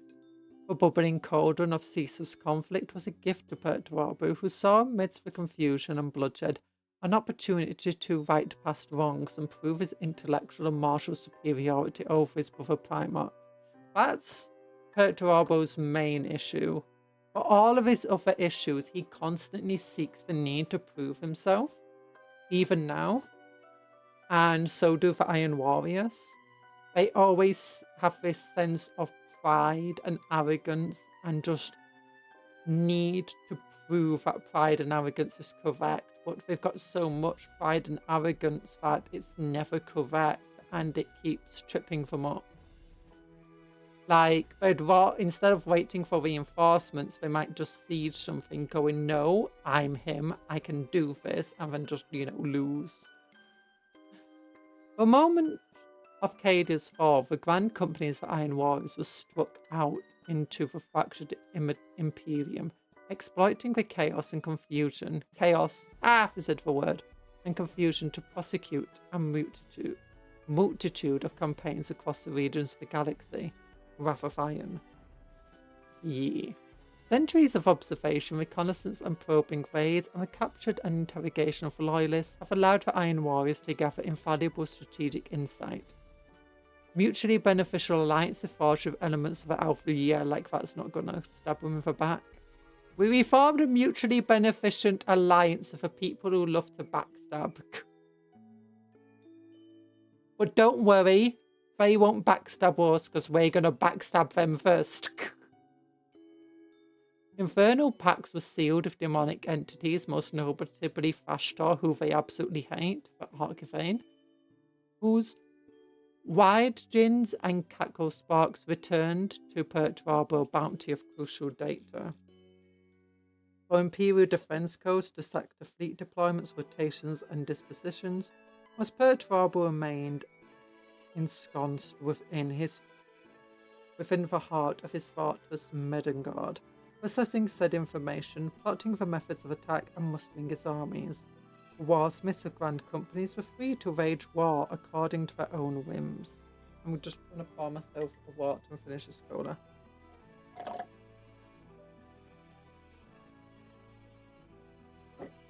Water! I had cola. Water now.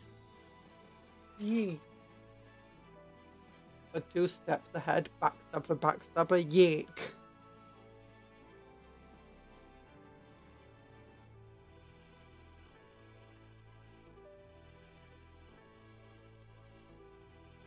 Warsmith Kasagala, invited by Abaddon to seize control of the Ark of Omens, successfully bent the vessel in question, Herald of Misery, to his will.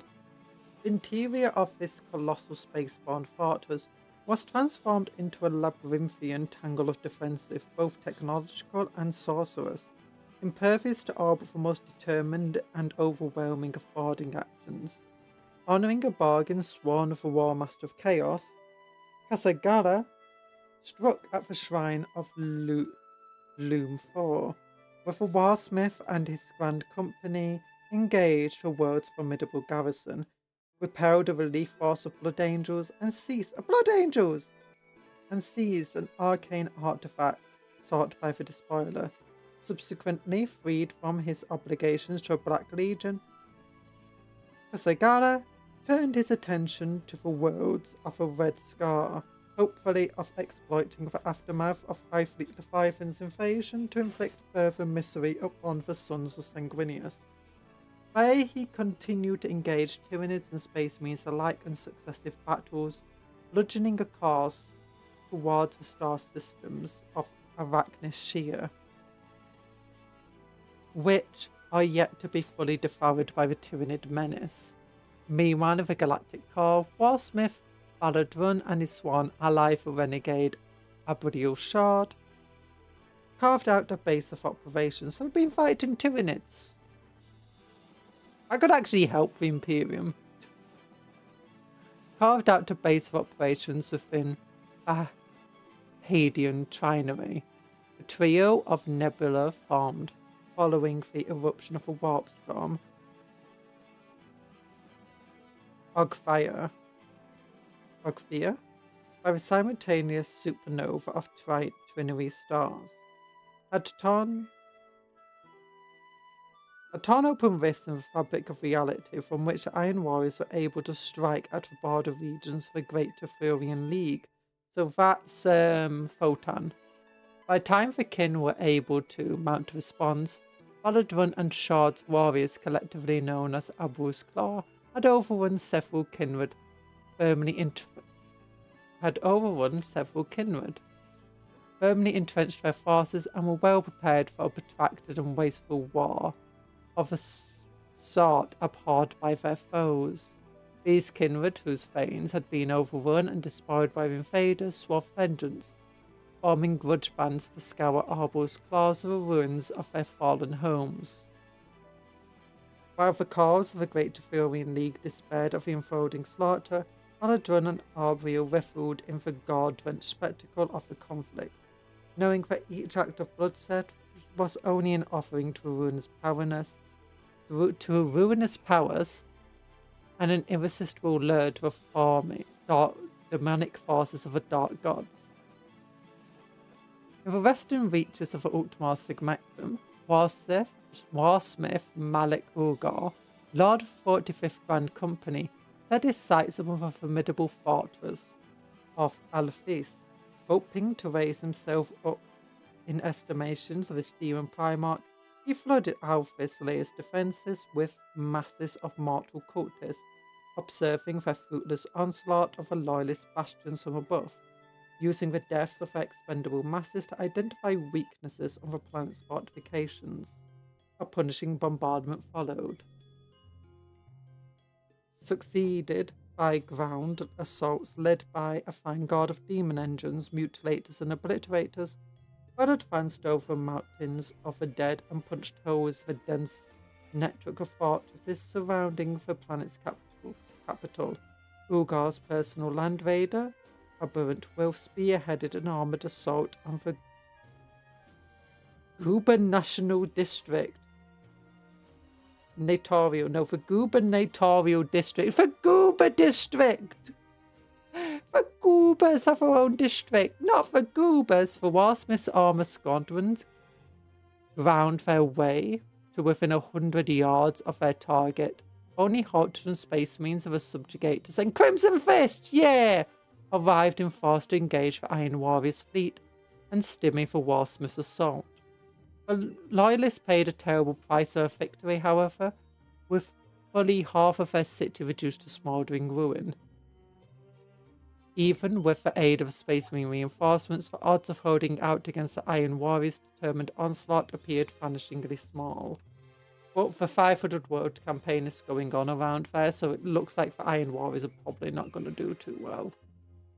The Eye of Medvangard. On Medvangard, Perturabo has, for many centuries, distanced himself from his legion. For millennia he has remained content to allow his warsmiths to wage their own campaigns of conquest, to raid imperial worlds and crush Xenos interlopers, to engage in internecine struggles for dominance, and to build their strength and swell their armies with an endless stream of mortal thralls and twisted demon engines.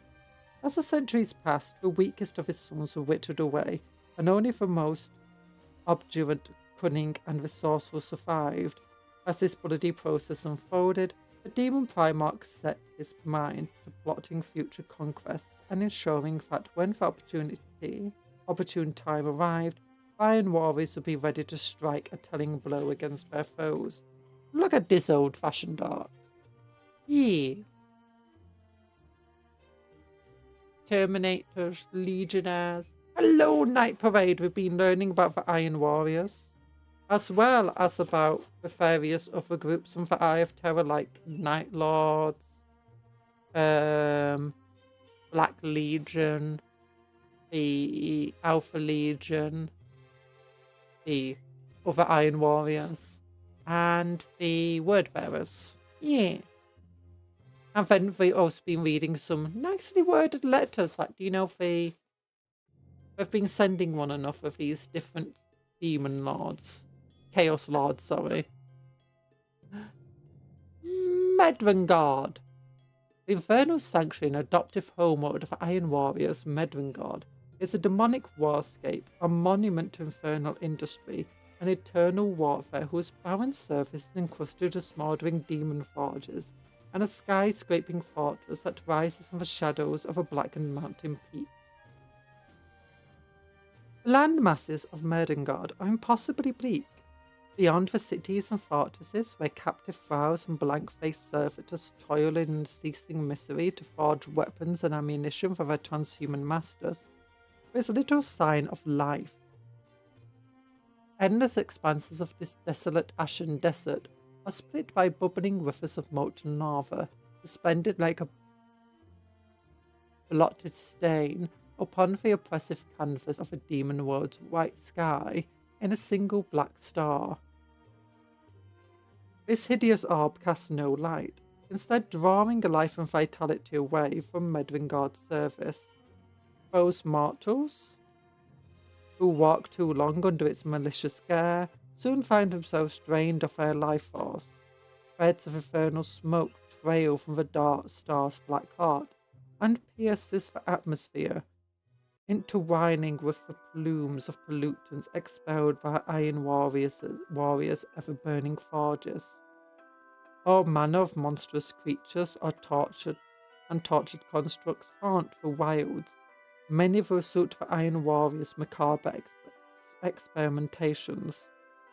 Formed of warped flesh and twisted metal, these shambling predatory creatures are constantly racked with spiral and physical pain, driven by inescapable hunger and a burning desire to vent their self-pitying malice upon mortal victims.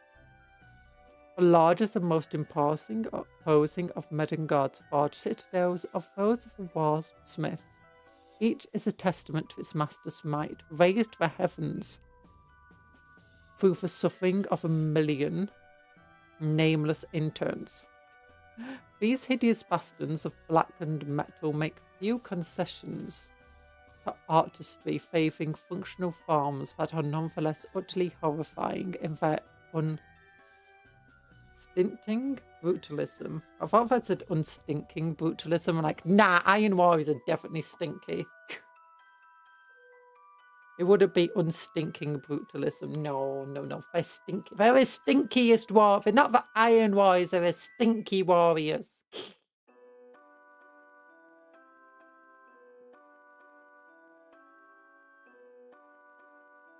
I imagine Iron Warriors don't smell nice. Like, how much time do they actually spend cleaning and, taking care of their armor and their own bodies?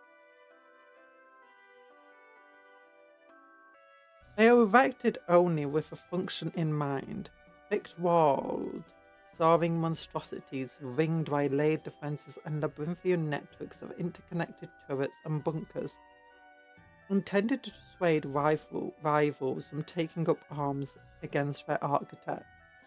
Dinner and snacks done and eaten, now I can relax. Nice! You can listen to some stories. Very nice stories. The tallest of their spires reached Medvingard's atmosphere. Around them the corrupted void ships of the grand companies gather like roosting avians, tethered by umbilical cables as they await repair. Recrewing or refitting for impending campaigns. Grand companies gather like roosting avians, tethered by umbilical cables as they await repair, recrewing or refitting for impending campaigns. Okay.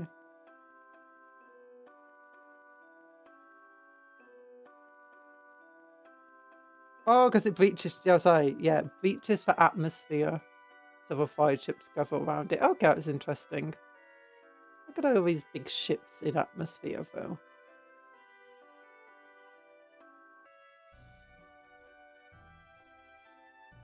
It is in the uppermost levels of these fortresses that the Iron Warriors themselves dwell, rarely disdaining to travel to Medvingard's surface and sully themselves by mixing with the mortal masses, who in turn and toil on their behalf.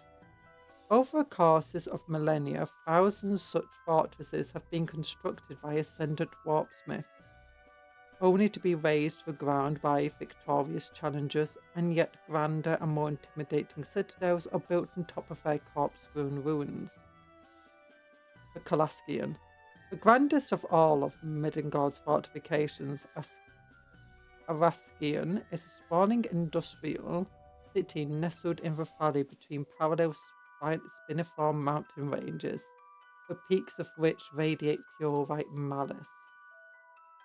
A handful of narrow passes lead through the mountains and into the dark, smoke-veiled city beyond. Turret weapons rise from outer slopes of the mountains, keeping a silent vigil. Dome structures line the streets, and mortal denizens shuffle silently in the servants of In the shadows, sorry, of towering demon forges, emaciated and bloodied by their endless toil.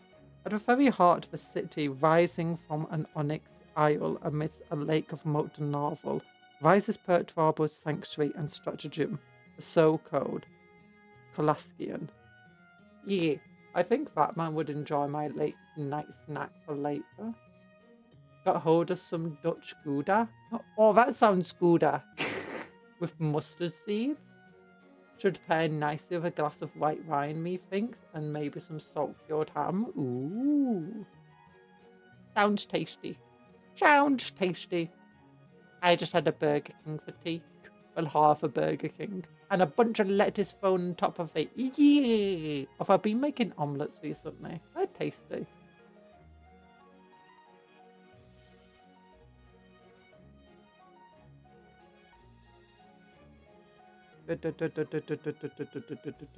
Behind the structures, yard-thick walls, far from prying eyes of mere mortals. Oh yeah, so this actually, I mean, as bad as they make it sound, it doesn't sound much worse than just living on an imperial world, to be honest. A simple snack for a simple man. Yeah, I mean, it doesn't sound that simple. It sounds quite extravagant, to be honest. I mean, except for salt-cured ham, that's not that extravagant. That's pretty normal.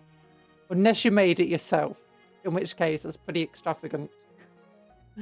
But I really wouldn't mind a good burger as well now. Yay! Although, you know, I would call Burger King good burgers. I mean, they're not bad burgers. Flame grilled meat. Pretty nice. Cogitate to... Oh, it was warm because I get it delivered. So for once it was actually quite warm. I couldn't even put it in the fridge. The other half of it, locally sourced ham. Locally sourced ham, yeah. Most of our stuff's also locally sourced. Even from the supermarket, it says locally sourced. Whether that's true or not, you know. Behind the structure's yard-thick walls, far from the prying eyes of mere mortals, endless streams of data flow constantly through the Kolaskian's monolithic cogitator banks. That basically just means computer banks.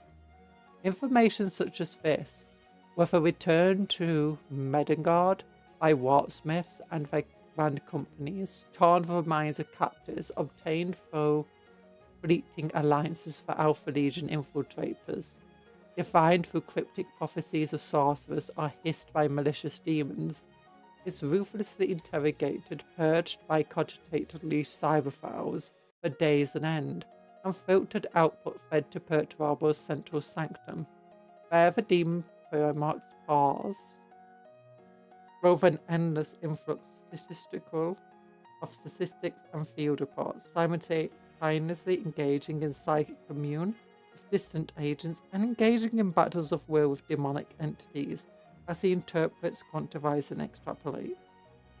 The cable is attached to his cranium, twitch and writhe as he applies that which he has learned, devoting a portion of his formidable intellect to the task of plotting future offensives. A million such plans he has formed and discarded as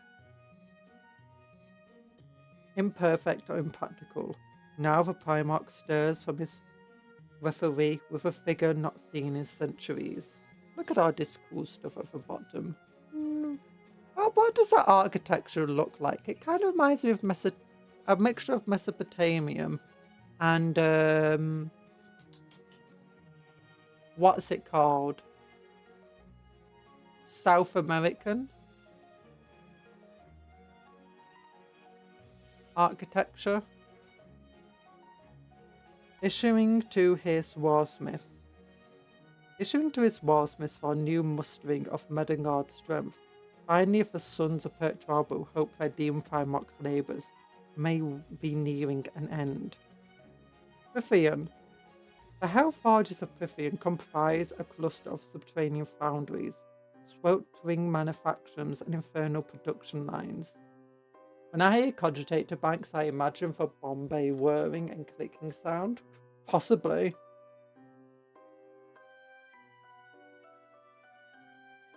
Oh gosh, just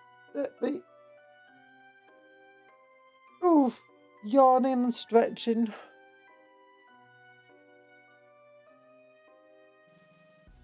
The Hellforges of Prythian comprise a cluster of subterranean foundries, sweltering manufacturers, and infernal production lines, churning out a manner of demonic material. Is that spelled correctly? I don't think it is. Also, I don't think that pause is the correct version of pause there. It might be, but isn't that like pauses in like spots and stuff? Shouldn't it be pause like, you know, pour from a cup? I don't know. Maybe that is grammatically correct. Maybe I'm wrong. Wonder what just stern and unforgiving Wartsmith and Dark Magi chained Captain's toil into shape steel and adamantine into shell casings, weapons and armoured plates, their skins scorched, blistered by receiving heat. Here too, in sigil-scribed summoning chambers, the Legion Masters of Possession perform their macabre arts of summoning and binding, a stench of sulphur and brimstone lingering in the hot and throat-tied air.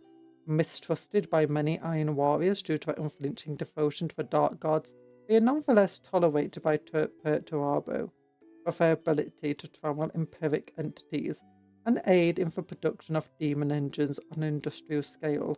The Masters of Possession are aided in their profane art device by the Iron Warriors, Wartsmiths and specialist cyberthurges, sorcerers with a gift for binding and interning cyberdemonic entities. Pooling their expertise, these masters of the dark arts of techno-sorcery have constructed many unique and devastating demon engines and molded countless virulent technological contagions to unleash upon the galaxy, such as the scale and efficiency of Pythian's infernal industry have a boundless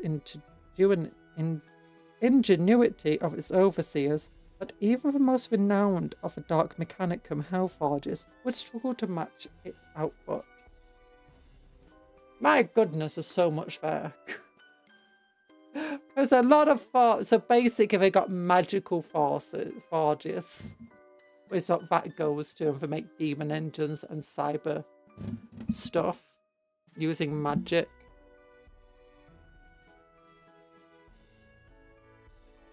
Warsmiths. Warsmiths is an ancient title dating back to before the days of the Legion's corruption. Rather than serving simply as battlefield leaders, Warsmiths were expected to be master strategists with a gift for logistics and siegecraft. Subjected to Perturabo's unforgiving scrutiny, those who failed in their duties were swiftly called. This served to weed out the weak and ineffectual, as well as fostering ambitions and rivalries amongst the Demon Primarch's most capable sons that have been intensified by the Legion's corruption. The Wartsmiths of 41st Millennium are tyrannical monsters who have doubtlessly butchered dozens of rivals in order to tame their positions and rule their grand companies with an iron fist, always wary of challenges to their positions. But this does not sound healthy, you know, for the Legion's health. All it does is foment rivalries, hate, you know, people fighting one another, distrusting one another, you losing potentially good commanders for just more ruthless commanders.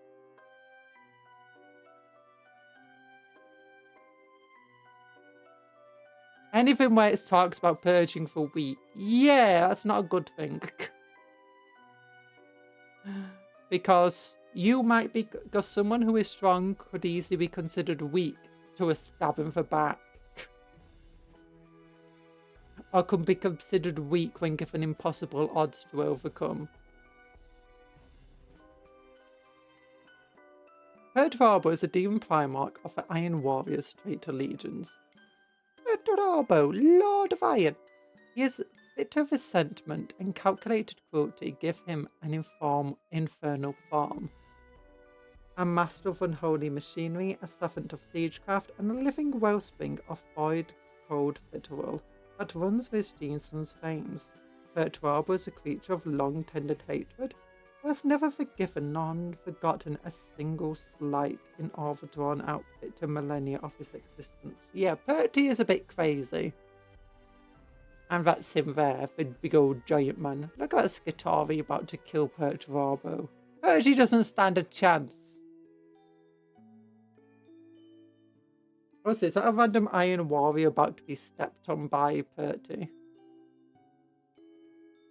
Or is that... Oh, is that... Oh, that might be another Skitari, actually. Yeah, it's a Skitari. That's a backpack of one of his Skitari. The bones of our enemies shall form the foundations of our most glorious triumph. Perty, Lord of Iron, Demon Primarch of Iron Warriors.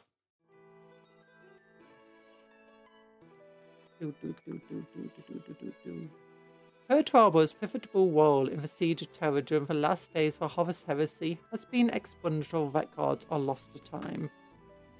He was offered the prize his jealous soul desired above all else. A chance to humble the defences built by the Imperial Fist, Primarch Rogel Dawn, and in doing so to prove that he, not his fated brother, was a master of siege warfare. Perty, he failed. He failed to overcome the defences of the Imperial Fists. Perty long brooded upon how the chance was stolen from him by warp-tainted Warmaster and his demonic allies. It is the nature of Imperium to draw forth and give physical shape to obsession of sentient beings. Perty has languished in the tides for many mortal lifespans, and the very essence of his demonic form is grotesque blending of Empress genetic alchemy with the raw stuff of chaos. As such, he has come to physically embody all-consuming rancor and resentment, so riffing is Perty's content that lesser life forms, exposed to his corporeal manifestation, wilt as though before the open heart of an atomic reactor. So not very useful against Skitari.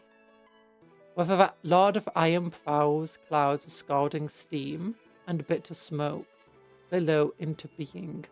Within them are half-seen churn mechanisms of bladed cogs said to be the manifestation of Perty's endless and obsessive analysis of every failure, insult and disappointment he has suffered. Mortals have endured the Lord of Iron's presence speak in hushed whispers of eyes like glowing coals that weighed their worth and found them miserably wanting, and of looming presence like a barely glimpsed avalanche about to crash down on them in wrath.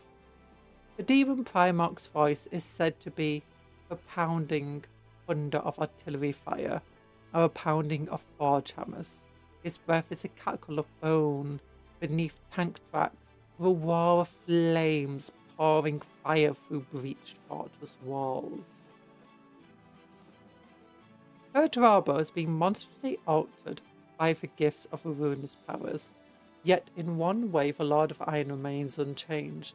He is still obsessive over triumph that should have been his on Terror, a part of his labyrinthine intellect forever refining and perfecting insane plans by which he might return to claim that which was denied him once before. With the coming of a great rift of a fracturing of the Cadian Gate, the time to put those plans into motion has finally arrived. The Infinite Citadel. In the aftermath of a Noctis or Eterna, the Lord of Iron unleashed scores of warbands across the Segmentum Obscuris. Some were little more than brigands, turncoat Astromilitorum, or cultists who often died to achieve their aims. Others were larger, more focused forces, companies of Iron Warriors supported by Chaos Knights, Dark Mechanic Concuffens, and at few key locations, even traitor Titans. In the wake of Cadia's fall, surviving Imperial forces retreated to strongholds in neighbouring systems and desperately sought to brace against the sagging fringes of the Cadian Gate, against the Chaos warbands as Xenos raiding parties rampaging at will. Perty's armies assailed them all. Individually, their efforts appeared mere acts of spite, localised conquests and vengeance strikes. In truth, they were the opening moves in a sprawling, intricate plan conceived by Perty over thousands of years. His plans are terrible. Perty doesn't know anything. Can you tell that I have like an army of Black Templars? The Lord of Iron has come to view the Imperium in terms of a single galactic fortress. That's incredibly wrong to think about. The Imperium is not that unified, and the hardest thing to realise about the Imperium is that you can knock giant chunks off it and the Imperium won't even notice because, you know, they barely mattered. Because it's not unified at all. Whose innermost keep is the Imperial Palace on Terra. To him, the shattered Cadia system is the first meaningful breach forced in the fortress outer wall by the upstart first captain of Horus's failed legion. I'm a serial lurker and I come with lasagna. I love lasagna. Hi, Elberg. Hope you've been enjoying lurking.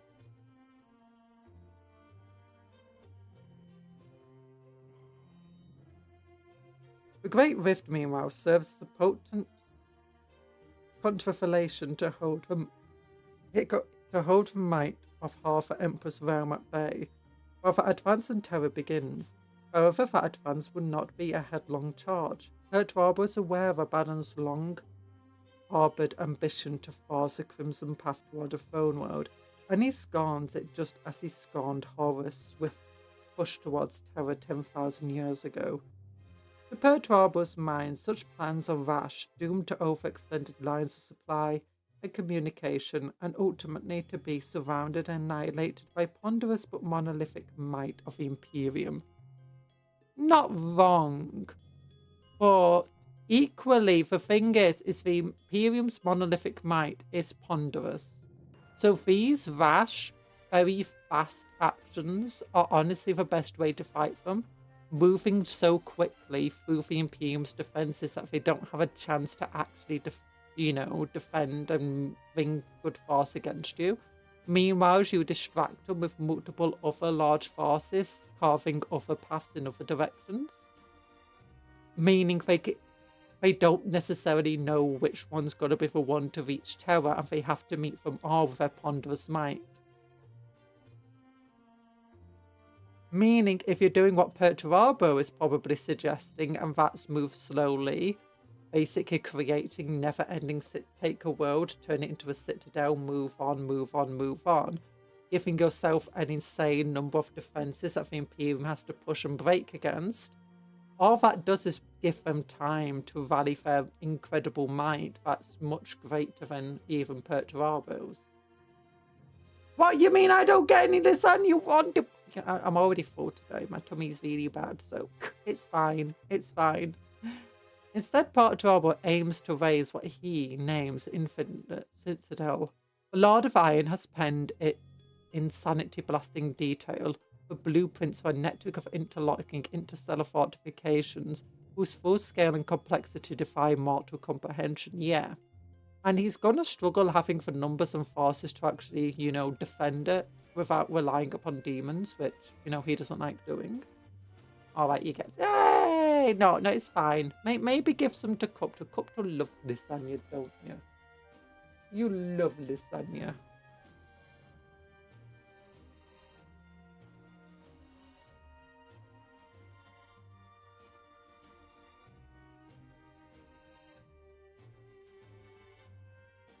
Yeah, whatever. I love lasagna, especially brain lasagna. Considering how much he hates not having his achievement recognised, the fact of Imperium erased all record of him probably really annoys him, yeah. Wait, what do you mean brain lasagna? You're not allowed brain lasagna, that's bad. Instead, Perty aims to raise what he names Infinite Citadel. Oh yeah, we've already said that. He sees entire worlds turned to keeps, moons made into barbarians, whistling with city-sized demonic artillery. He envisioned entire systems quarried to rubble to build ramparts so immense they stretch with the fail of a warp itself. Yeah, that would take centuries to build. And he does not have the people to maintain it. Especially since he needs to butcher planets to achieve it. In Perturbal's mind, the infinite citadel expands outward from the Eye of Terror to dominate and oppress system after system.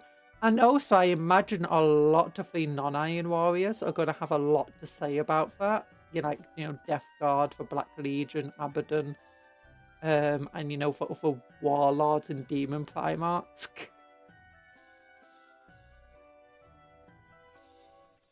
Expands outward from the Eye of Terror to dominate and oppress system after system, world after world. It bulldozes its way across the lightless void, relentless and mercilessly, methodically caging stars and fortifying entire conquered subsectors one after the other. I mean, his sons have been trying to do that to take out one system, and they've spent like 100 years trying to do it, and they've failed. Like, they said it was months after the fall of Cadia that they took that one planet and fortified it. Well, they took the planet. But it's been hundreds of years since the fall of Cadia now, hasn't it? And the start of the Indomitus Crusade. Meaning that they've still not taken that system. It took them so long to build up that planet and throw themselves at defenses of the rest of the system that... If they can't do that with all of that time, then how does he expect to achieve his goal here?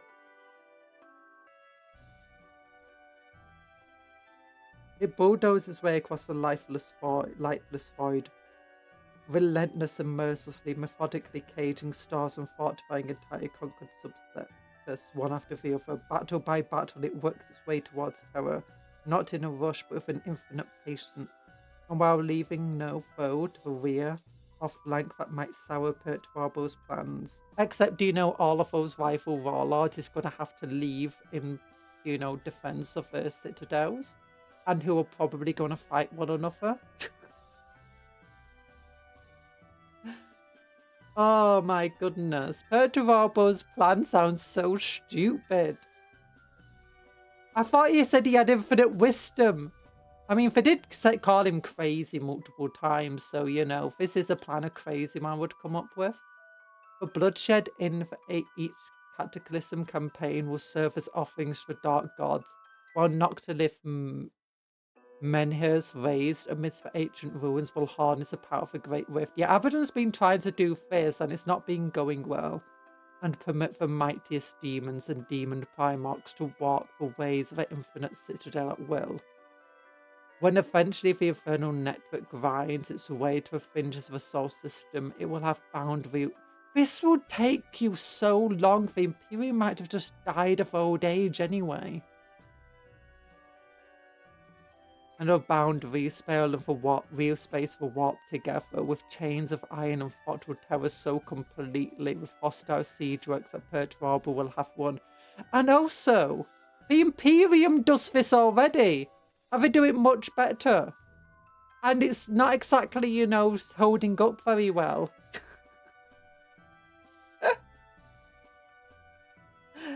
Oh, this sounds like the most stupid plan I've ever seen. I see Albuquerque when I see Alba Fondespia.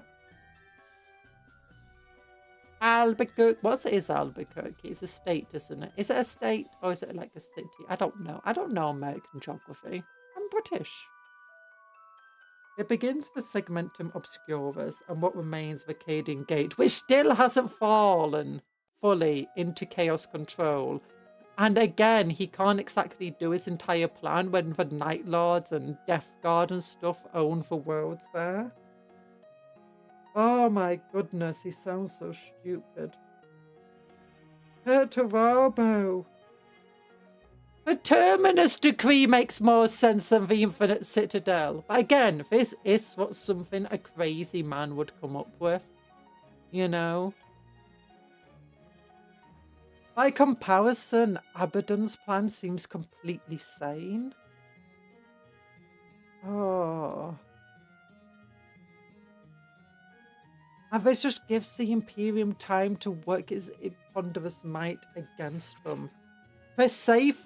What they'd failed to realise is that they now have multiple safe areas within the galaxy, from the Maelstrom to the Eye of Terror to other places, where they can constantly, reinforce their forces without having to worry about the Imperium or anyone else striking back against them. And it's not just there, you got all along the Great Rift as well as in other warp storm areas, and where they can safely prowl as well. As a result, it makes sense to do rapid strike campaigns on these areas. And once the Imperium starts to bring their ponderous mass, just fall back to these areas where they know they are safe. It's what the Red Corsairs do. It's what Abaddon is doing. And it works. Oh my gosh, Perty. Your arrogance really knows no bounds. Like, even the Necrons don't do that. Okay, so we're now on to Krafik Morn for Architect of Ruin. This guy is arrogant to all hell, by the way. From what I've read of him. And it's hilarious. It's actually really fun to read his point of view, because it's just filled with contradictions. Now, this is actually really common in 40k in general, where they just love to say one thing and then just immediately contradict it. But it's definitely with him. Like, every single time he thinks something, it's just contradicted. Like, my sons are so powerful. Not my sons, my brothers. So powerful, better than everyone else. Suddenly they just get overpowered. The Eldari weapons are weak. Suddenly his sons are his brothers are dying to the Eldari weapons. This hellbrute, if we unleash it, it will kill us all. He unleashes it and it kills none of his dudes. It's just like, you're just waiting for the next contradiction that is going to happen to him. I mean, at the same time, there is some truth to his words or whatever, but you can tell his pride and arrogance is just, you know, too much. He's taking what is true and then just extrapolating it to what is not true, which is what happens to Chaos, actually most factions quite a lot. But it feels like especially happens to the Iron Warriors, because they have like no ability on self-reflection, it feels like. Like, listening to Abaddon is actually kind of nice, because Abaddon has enough, you know, he recognizes not only his own weakness, but the weakness of his own legions and his own lords and stuff. And his own failings. And he is arrogant, and he definitely thinks he can do better than others, even though, you know, he can't. But he at least has some sort of humility to him. You know, that sort of, like, minor vulnerability that allows that self-reflection. And you see it with others as well, like even Khorne Berserkers have it. In fact, they're kind of always sorrowful. And Emperor's Children to some extent. Like, they can't improve themselves if they can't recognize their own flaws effectively. They're always fighting against their own flaws when it comes to both Khorne Berserkers, well, World Eaters, and Emperor's Children. Not all of the time. But they're like always just on this path of self-improvement, never thinking they're quite good enough, always thinking that they can become better. But Iron Warriors just always seem to think that they're the best. It was another Iron Warrior who was in a tank commander, who was in a Vindicator. Is it called a Vindicator? Yeah, Vindicator with Laser Destroyer and with that instead of Demolisher Cannon. And he was also had that same sort of just arrogance and inability to self-reflect. Oh, they're very good at recognizing flaws in others, including one another, just not in themselves. And it's just so hilarious. It's both hilarious, but also quite fun to read because, you know, it is just constantly filled with contradiction. Although the tank commander was, you know, he was kind of right. Well, he did get contradicted quite a few times. You know, it was very rare that he was actually fully on wrong about something, even himself. Well, that's because he was like one of the major antagonists of the book, and you know, just meant to be scary. Albuquerque is a city in New Mexico, my state. Oh, it's a city. I've heard of Albuquerque, because isn't that where Bugs Bunny keeps ending up or something I was trying to get to? I always thought it was like a state or something. So competition is fear within the spheres within the 17th Grand Company for position amidst Graphics Mon's Terminator bodyguard, for adamant internals. Braving breaching armaments such as Power Fists and Heavy Flamers, these elite warriors take pride in their ability to endure all that their master does, no matter the odds. Sorry, hiccup. Many allow their battle plate to become scarred and scorched as a mark of many siege actions that they have survived. That does not sound healthy for their armour. But of course, such dedication is only superficial. Oh, okay. Marn expects his honour guard to personally maintain all of their war gear and ensure its unfailing efficiency in battle. Marn and his adamant internals typically ride to war aboard a formation of land raiders, led by the venerable war engine Apaxus, their attacks supported by packs of obliterators and mutilators. So ironclad is Marn's will that even these lost worshippers obey his commands, while for his part the warpsmith thinks nothing of expending their lives to achieve his ends. Yeet! Be careful in Albuquerque, a lot of crime. Women play Pokemon Go was... No! That's sad. Unfortunately, not very unheard of. Wasn't alive. Warpsmiths are the senior command echelon of the Iron Warriors. Each leads their own grand company, and it typically specialises in particular facet of warfare. I wonder how big his grand company is, though.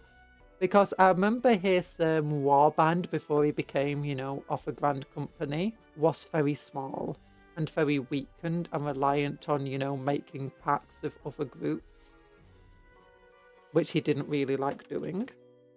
Each leads their own grand company and typically specialise in a particular facet of warfare, be it constructing supernaturally enhanced fortifications, raining death on their foe with massed artillery, or leading devastating armoured spearheads.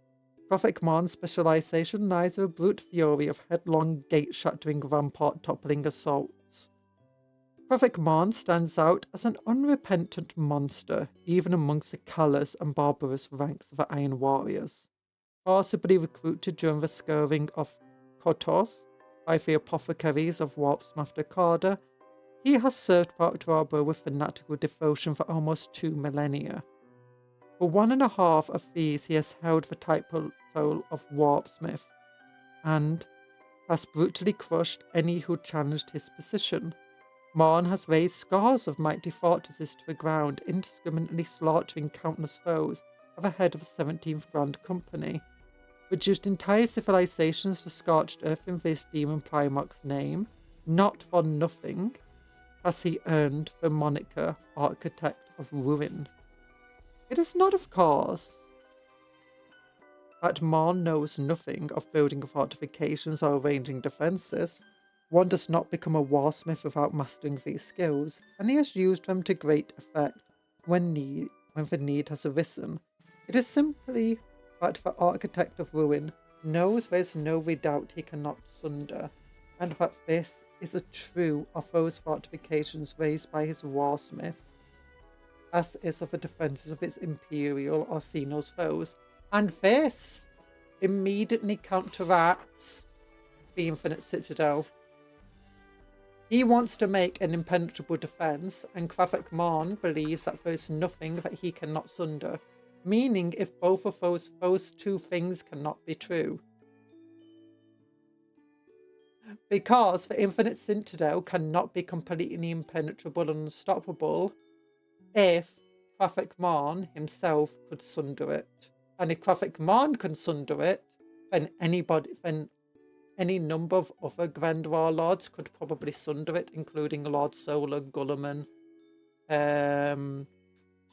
Dark Angel's man, Lionel Johnson. Yeah, all of them, you know, would be a major threat to the Infinite Citadel. And if Kvafak Marn ever actually turned against Perty, Abaddon himself as well. So, you know, Infinite Citadel just seems silly. This mind only thought, oh no, wait, never mind. Will stand eternal. All else is misery, rubble, and ruin waiting to happen. Okay, so it does actually say the Infinite Citadel here could stand against Graphic Mon. But I should have read like 5 seconds further on.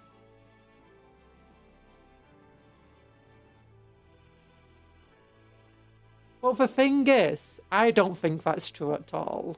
He's just, what's it called? Debased by his loyalty to chaos of the demon Primarch. But still. Also, Vogel Dawn's defenses would be way better than anything that Perty can make. I mean, which is kind of true. Dawn is meant to be the immovable object. Perty is meant to be the unstoppable force.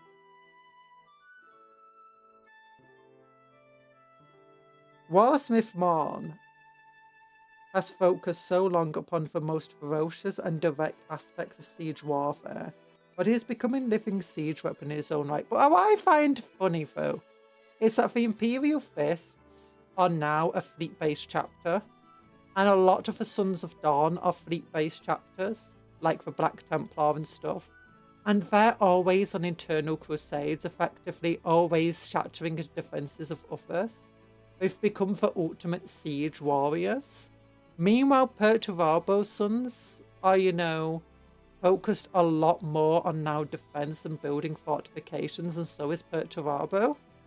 So they've kind of swapped roles. Oh gosh. That being said, I mean, they still build fortress monasteries and stuff all over the place, and, you know, go into defenses quite well to the Imperial Fists. And we've already seen how much sieging these guys have done. Warsmith Thrawn has focused so long upon the most ferocious and direct aspects of siege warfare that he's becoming a living siege weapon in his own right. A hulking warrior of corded muscle and infernal augmetics, Morn wears an adapted suit of cataphractory Terminator plate that he calls the Iron Mantle. The additional systems and weaponized mechanizers of his formidable carapace are advanced enough to require a mind impulse unit to regulate. Caring nothing for the trophies or embellishment, Morn has repaired and augmented his Iron Mantle over centuries to ensure its faultless operation, but only rarely gives thought to reapplying its battered heraldry.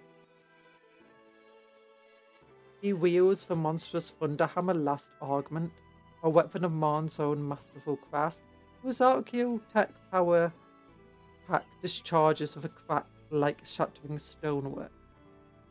A blow from this malevolent weapon can pulverize the mightiest of foes, a sun-red adamantium-sheathed fortress gates with equal contemptuous ease. Yeah, he is scary on the battlefield in the actual game. So equipped, Graphic Morn leads his grand company into battle wherever Perturbo commands. He is a blunt instrument with nothing of subtlety about him, and yet within his narrow field of strategic expertise, he is an undisputed genius. If the enemy defences have a weakness, no matter how slight or well hidden, Morn will identify and exploit it. He can predict his foes' overlapping fields of fire to precise tolerance, and a sixth sense for ambushes and traps.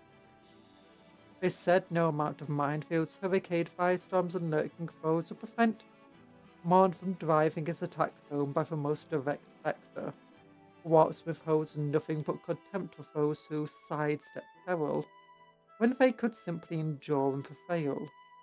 Furthermore, his expertise allows him to precisely direct piety bombardments, deploy expendable underlings and luckless allies to absorb the enemy's attacks, and lead his iron warriors through fire and fury to smash the foe's defences wide open. The shock value of such onslaughts can shatter enemy morale, spreading panic throughout foes' lines, and they witness their best efforts and most impregnable defences shoulder the side of the implacable iron warriors. At such moments, Graphic Morn is truly in his element. bludgeoning a red path of ruin through his terrified foes and stamping indelibly mark of Medengrad upon another battlefield. The bane of Agrippina. Perturabo despises all mortal beings, and his own gene sons are no exception, yeah.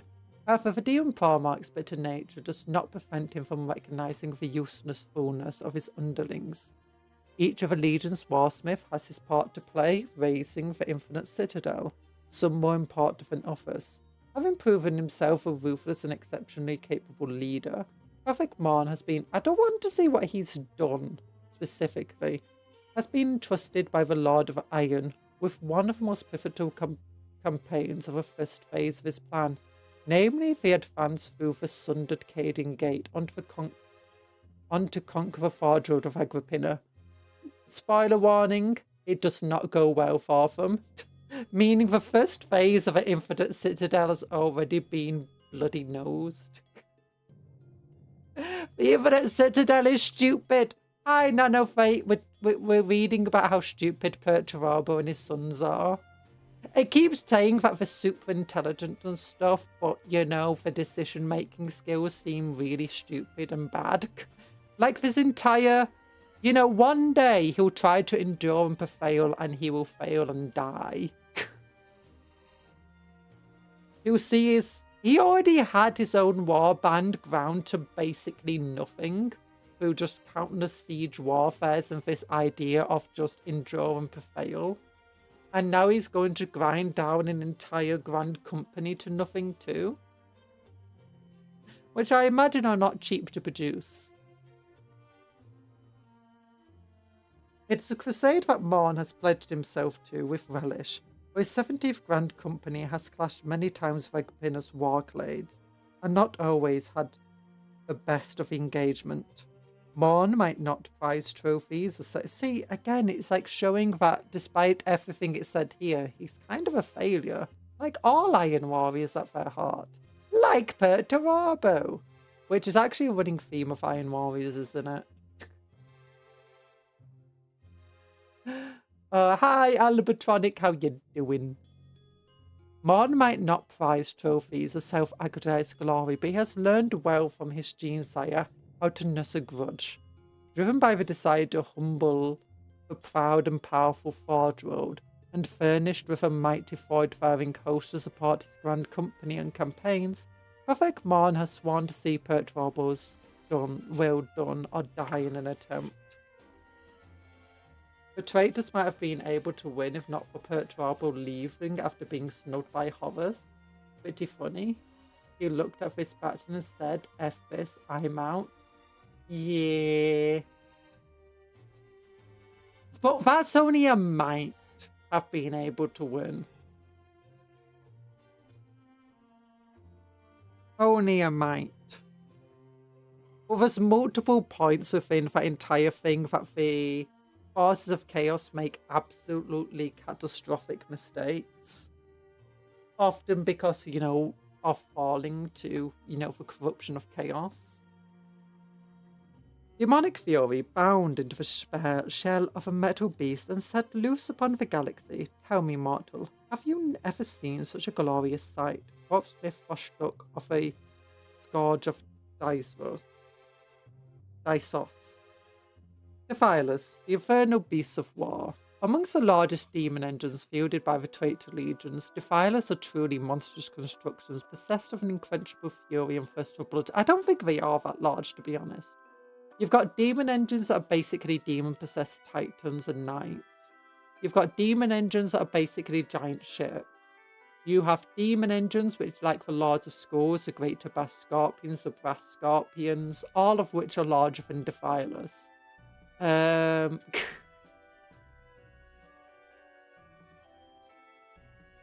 mean, the Defilers aren't much bigger than Forge Fiends and Mauler Fiends. They're more medium-sized demon engines. It was basically the only trait to Primarch left that wasn't insane at that point, I gathered. I think it only feels like that because he is insane already. Like, a lot of the things he does is not what a mentally well person would do. And he can only blame the Emperor so much of that.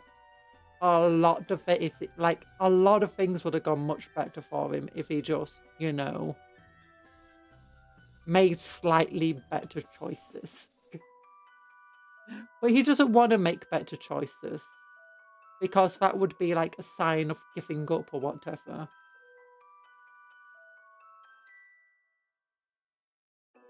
In many regards, it's basically a moody, brooding teenager, you know, like really emo-y. Like, we call Corvus and stuff, you know, angsty, but Perty is really that angsty. Not even emo, he's just super angsty, super angry.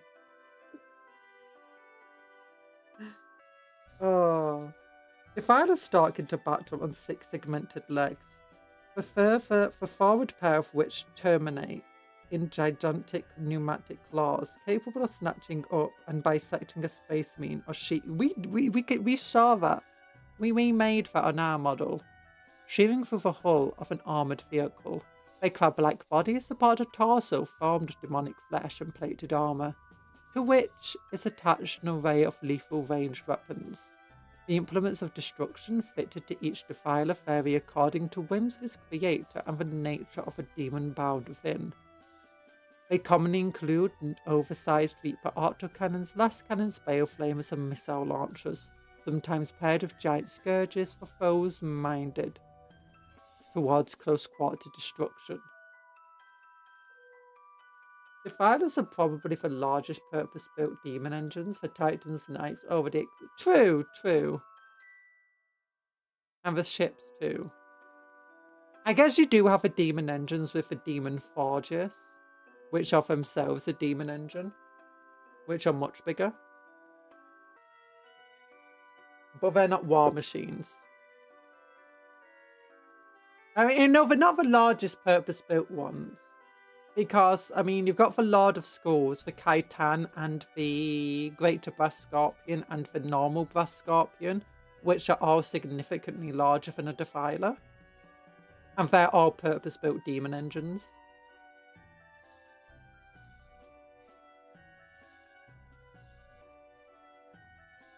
Very titanic in size. You also have purpose-built demonic super heavy tanks, you know, Baneblade size, which are purpose-built to be demon engines, as well as corrupted Baneblades.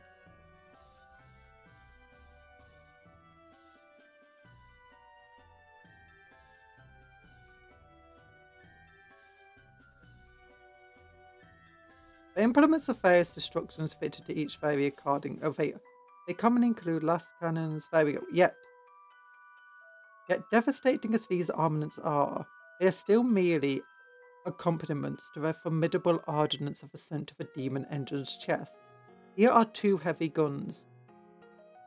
Here 1 of 2 heavy guns may be mounted. Defiler cannons are oversized infernal artillery pieces designed to lob hellforged shells, capable of reducing walls to rubble and turning an entire squad of space marines into red mist. Ectoplasm destructors, meanwhile, fire projectile blasts formed of balefire laced with ectoplasm pumped from the Defiler's innards. Forging a Defiler is no simple task. Only the most aggressive and powerful of demons are capable of giving animus to such a large construct. Drawing the essence of such a creature from the depths of a warp and trapping the unwitting entity within a Defiler's rune-bound hull requires a combined talents of warpsmiths and a master of possession. Even such should the summoning and the binding meet with success.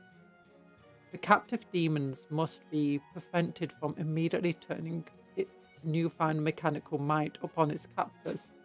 Intricate shackling spells must be woven upon the newly bound demon to temporarily suppress its infernal fury, whilst runic inscriptions of command must be etched upon its shell in order to ensure its compliance. Fetters of hell-forged iron are then chained around the demon engine's form, preventing it from turning its array of lethal weapons upon its masters during long periods of void transit. It is only when the time comes of war that a Defiler may be released from its bonds and the full force of its infernal rage unleashed. Woe betide any foes unfortunate enough to find themselves a path of its vengeful rampage. I imagine some of the allies too. Hi, Longstocks! I'm Cupcake! We've been reading about Perturabo and just a Defiler just then. Oh, look at that Vect. Is that a Chimera there, or is that a Lehman Ross? Rogel Dawn? Might be Rogel Dawn. Yeah, I think that's a Wrecked Rogel Dawn in the background. There we go. I'm back. Yay. Hello. Can you see me? Yeet. Viral proliferation. Mutilators have become relatively commonplace in the armies of many of the traitor legions. Just as obliterators, with whom they share remarkable similarities, they are especially prevalent for grand companies for Iron Warriors. Some even suspect Perturabo and his Warpsmith of intentionally infecting their warriors. Whether this is true or not, none can deny that the Iron Warriors have mastered the use of mutilators as line-breaking shock troops, perfect for exploiting breaches and butchering their way through the close confines of trench networks and other defensive positions. No, that's just my internet cutting out. Don't worry about it. Mutilators are twisted remnants of... Because unfortunately, I don't have like an Ethernet connection. It's just all wireless and I'm not in a... Unfortunately, my computer's not in a... How many Cupcons does it physically take for all of them to climb one another and form a mech to best Perturabo in combat? 1 Cupcon.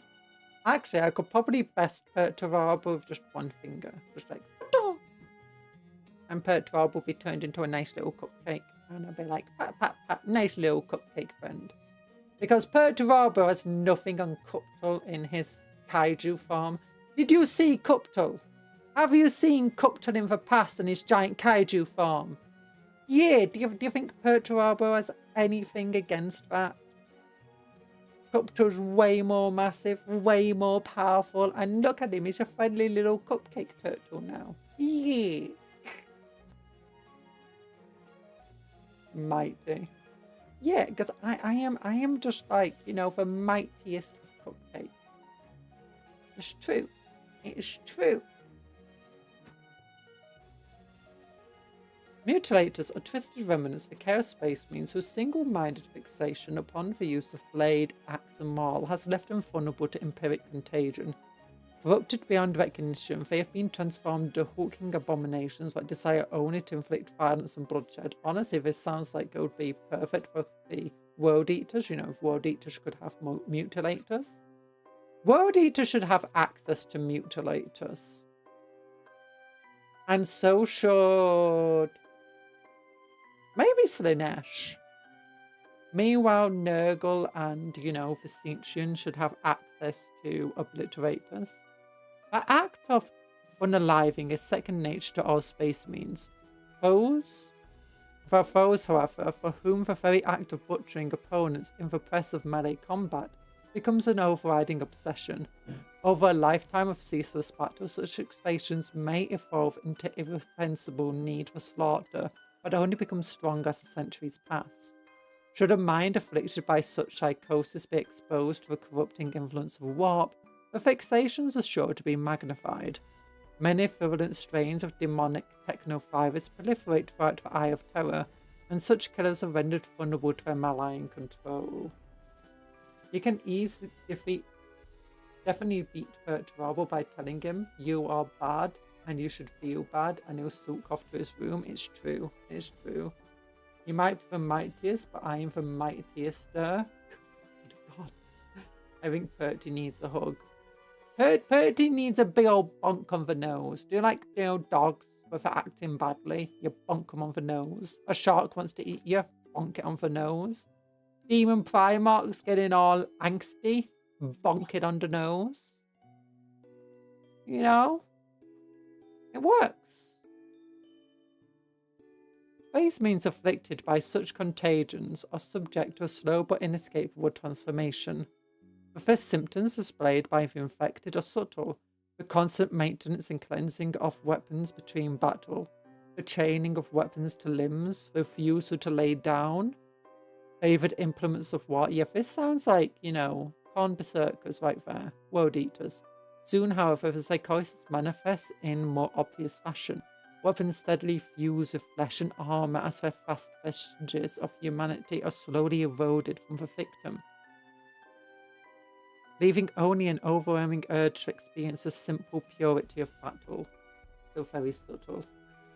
If only Primark did 5 to 6 extra large sizes, sad times. No! Primark doesn't make tall clothes, that's sad. The weapons born to war by Chaos Space Marines are many and varied, but every blade and bludgeon, staff, cracked bone, and split gore has a psychic reflection within a warp, a flickering spark of malice that burns more fiercely with each violent kill. Their eldest relic weapons may even develop a burgeoning sentience, becoming possessed of a battle hunger that outstrips even that of their bearer.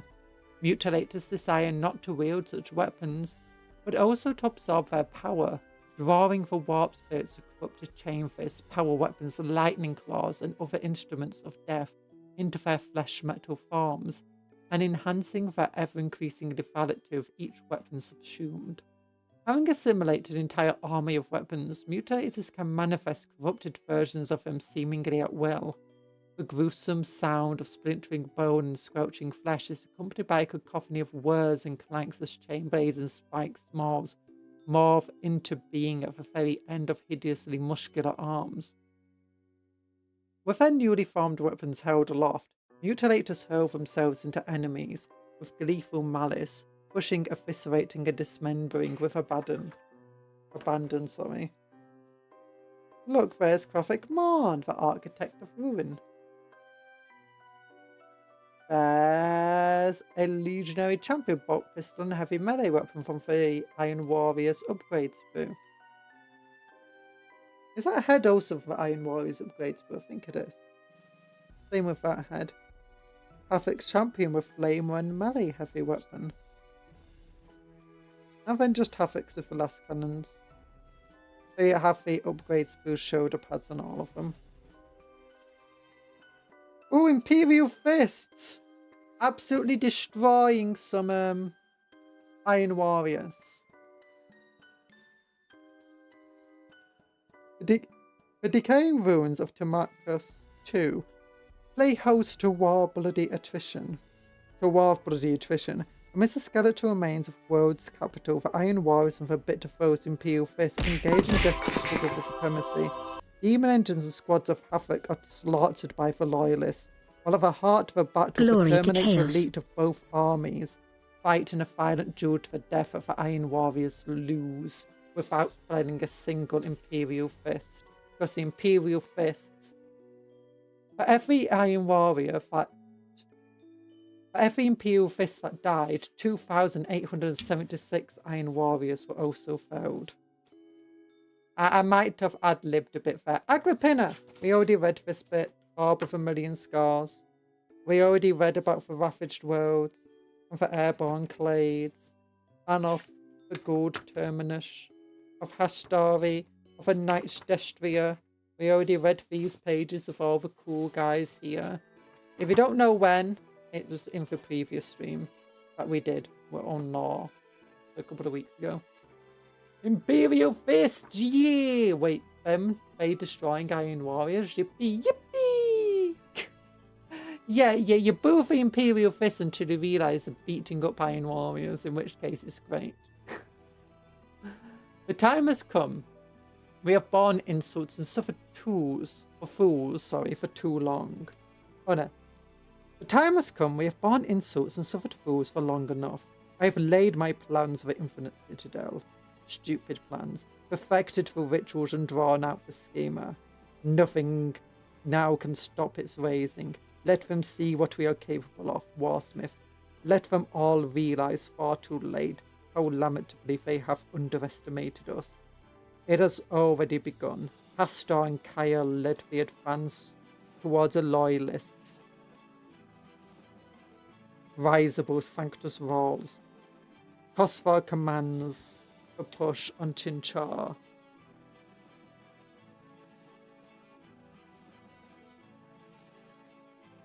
Jackal for Sentinel Worlds, and Graphox will lead the siege of the Bellis Colonna. Your task is the greatest of all. To you falls the conquest of Agrippina. All of these have yet to see any success. We need its forge, its weapons, and its secrets. Secrets the loyalist drudges of that world do not even comprehend. Your warpsmith Morn will punish them for their ignorance. You will claim the prizes for me and slaughter all who stand in your way. You be the iron within and the iron without, unyielding God, closing around the throats of our foes, the hammer blow that staves their gates and brings down the tallest towers. You will do this because it is what you were made for. You would do it because no other could. Most of all, you would do this because I command it. Go now. Return to me only in victory.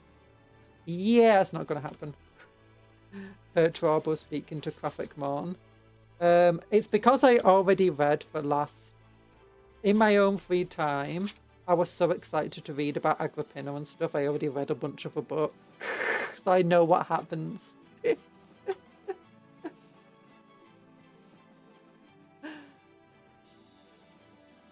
No! I am Cuptle, and Cuptle sucks.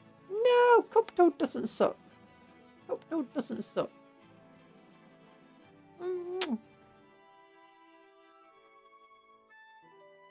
Warsmith Morn's host, order of battle Agrippina's invasion fleet.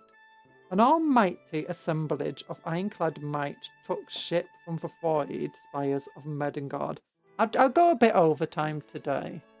My tummy hurts, but I kind of want to try finishing this book if we can. Actually, there's still quite a few pages. There's a few pages that are just pictures. So you might be able to do this. Does your cupcake have a whip? Where's Erland? Where is Erland? Erland.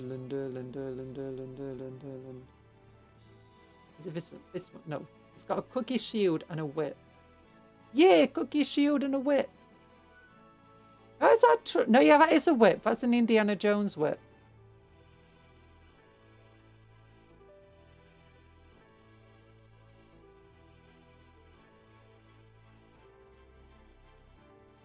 Yeah.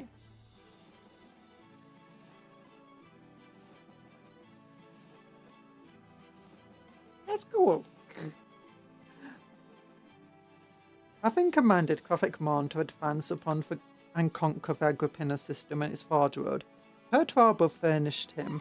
There's been a lot of repeating in this book, like in the other books. Not as bad as the Maelstrom book, which just felt really bad for it. But we've been told about, you know, the siege going to happen multiple times. Perturbo furnished his favoured warsmith a colossal host to help him achieve the task. Born through warp space and void alike by significant war fleet, Morn's forces included not only several subservient warsmiths and their own grand companies, but also sizable strengths of the Dark Mechanicum, Chaos Knights, and even traitor Titan legions. Most insidious of all, the Lord of Iron had struck a bargain with Vashtor the Archiflame, the demonic master of the Forge of Souls. Though Vashtor has sworn himself to an alliance with Abaddon the Despoiler, and would not break the terms of his contract with the War Master, he was not averse to providing supernatural aid to Morn's forces as they pressed for advance in exchange for a pledge to reconsecrate the forges of Agrippina for Archiphane's worship. Precisely what form Vashtor's aid would take remained to be seen, known only to Perturbo and Morn. But there could be no doubting that it would prove potent as it was infernal. Gates fall, ramparts crumble, nothing endures but hate. What did you expect? I'm wise of like two concepts. What did you expect? They with a talk about siege of iron? True. So estimated trait to forces. So 102 war bands of infantry, armor and super heavy support assets. So that's about 102 warbands. A warband is like a company equivalent, so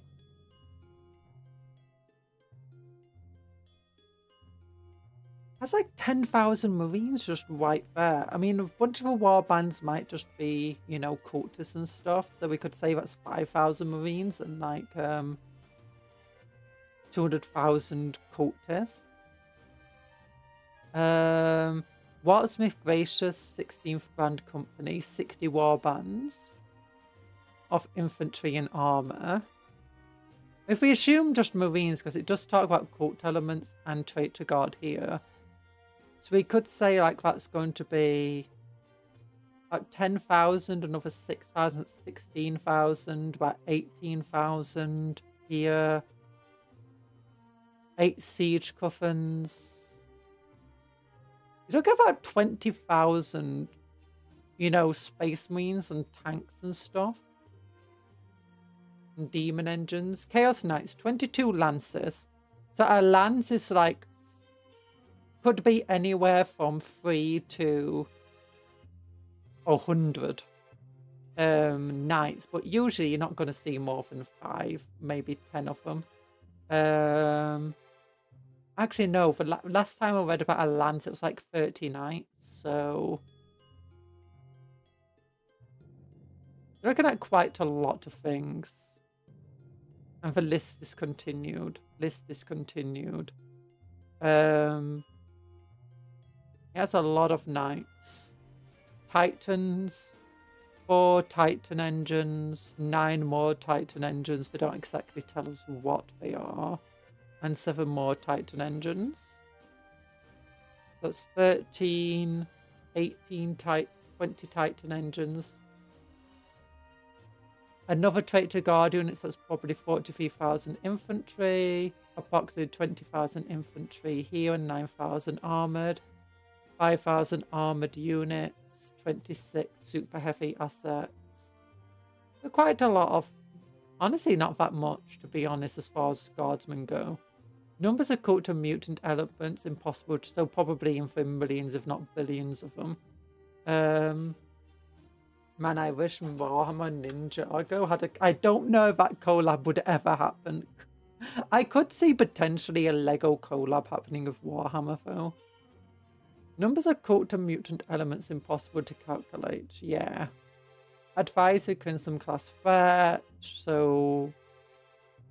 Crimson class is basically the largest form of warship that isn't a Blackstone Fortress. Silence of Death, Firefall, so... Arc of Omen. So the fleet actually isn't that massive, but there's probably a lot of like other smaller vessels that's not actually mentioned. The Purge of Cadia.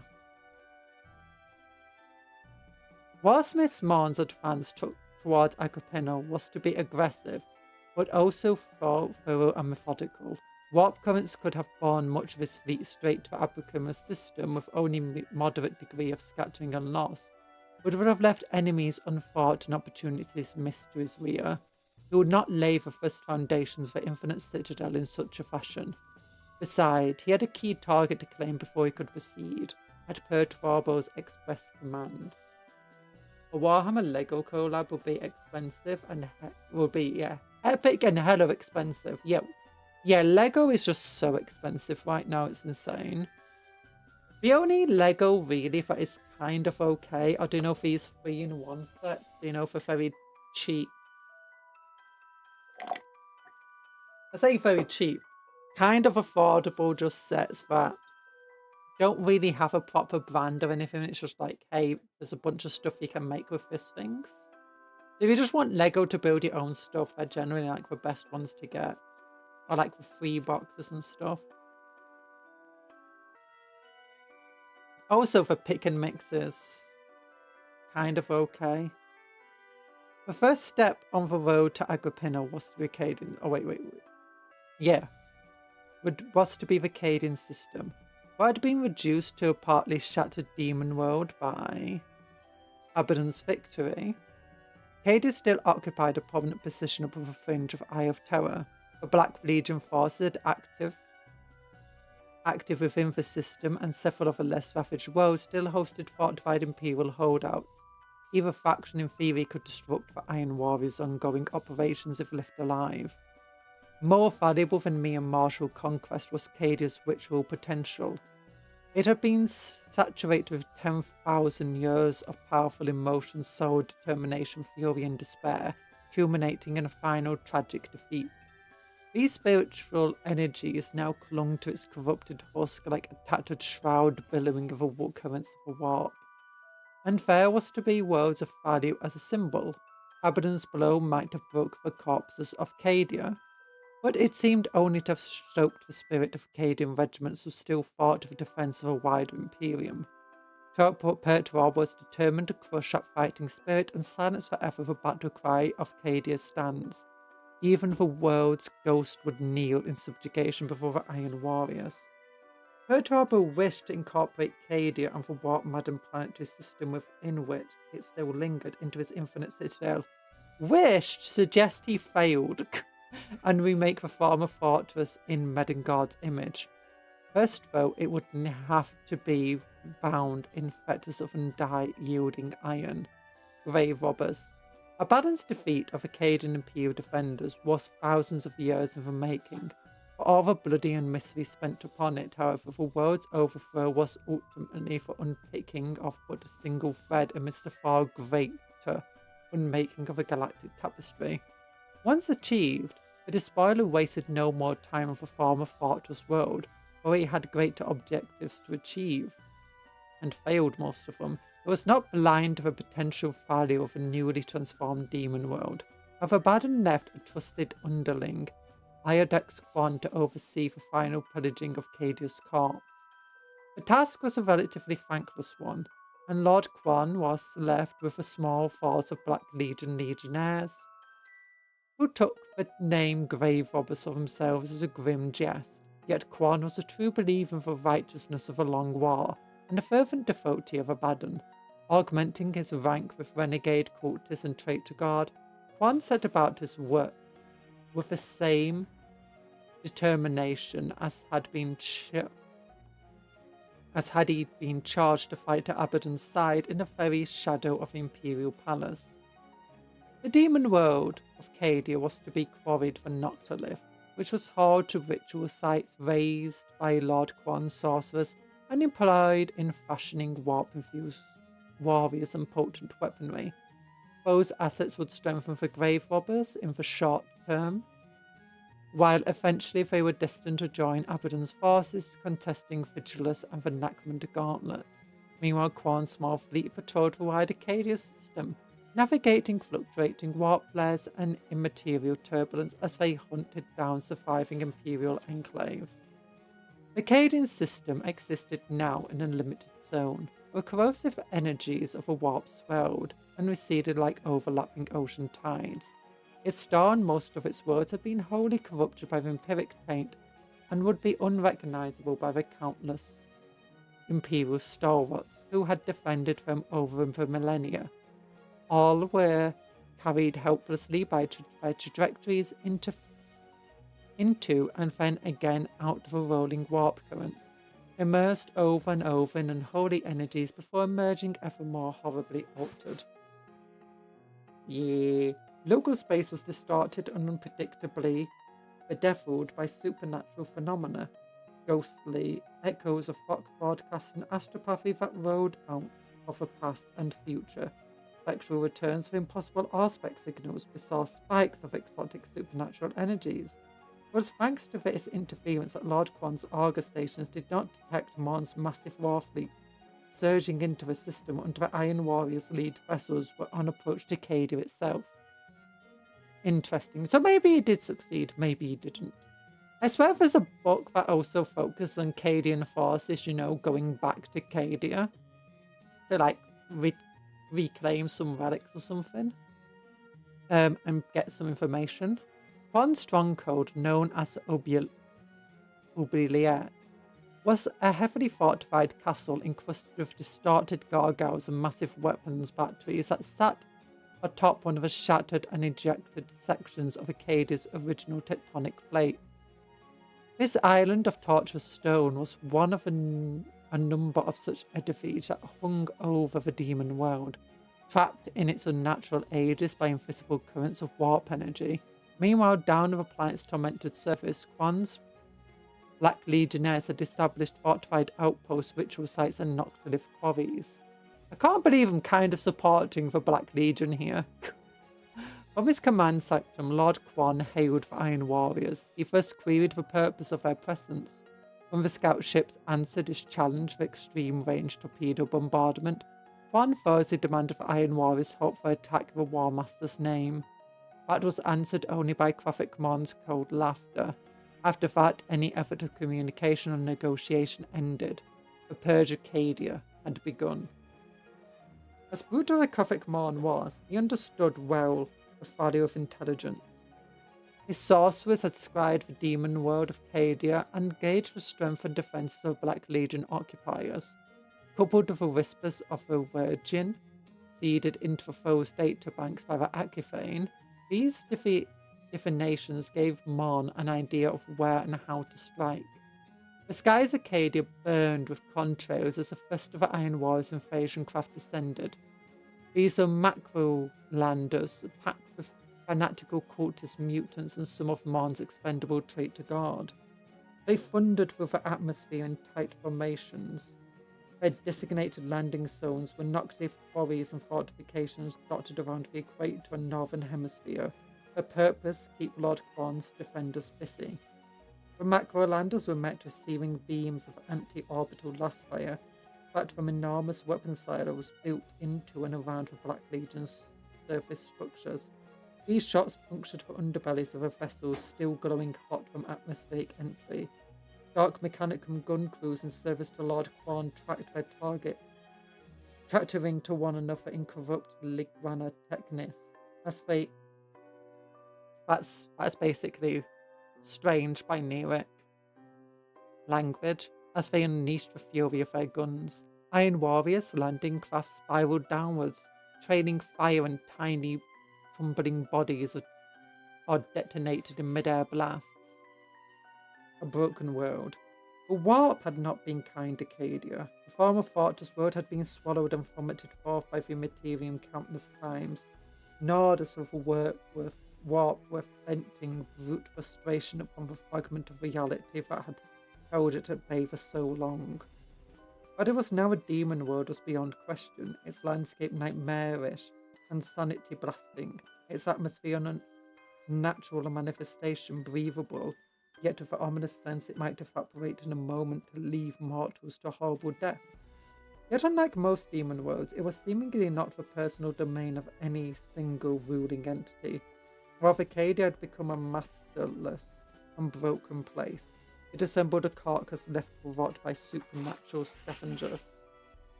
Thousands of mortal soldiers died as flocks of Black Legion helldrakes and gunships joined the attack on the landing craft.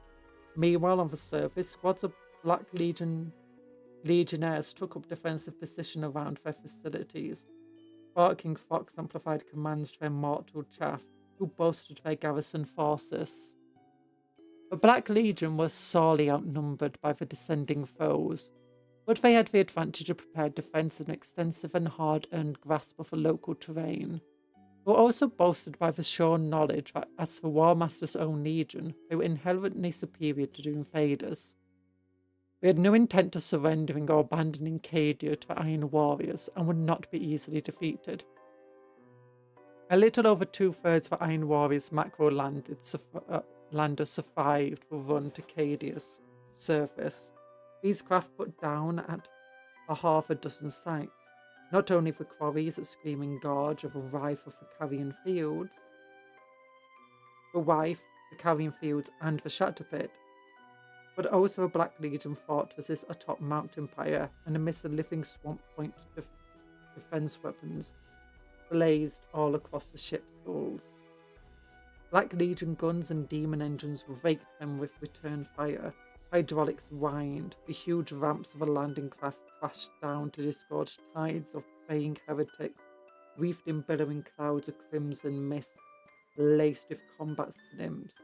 Iron Warrior's expendable servants stormed forth with eyes bulging and foam-leathering jaws. Hundreds mowed down by the Black Legion fire, yet minute by minute they pushed ever closer to their enemy's defences. And this also just shows that Chaos is its worst enemy. As the first target of the Iron Citadel was Abaddon's own forces. Countermeasures. Lord Quan watched the Iron Warrior's landings of the Uberlet stratagem with a mix of anger and contempt. These assaults he knew were mere distractions. He was insulted that a foe might think him fool enough to believe otherwise. Yet Quan was in a difficult position. Of course, he had contingency plans against hostile forces menacing his operations in Cadia. Still, the size and suddenness of the threat had left him scrambling to muster response to Iron Warrior's onslaught.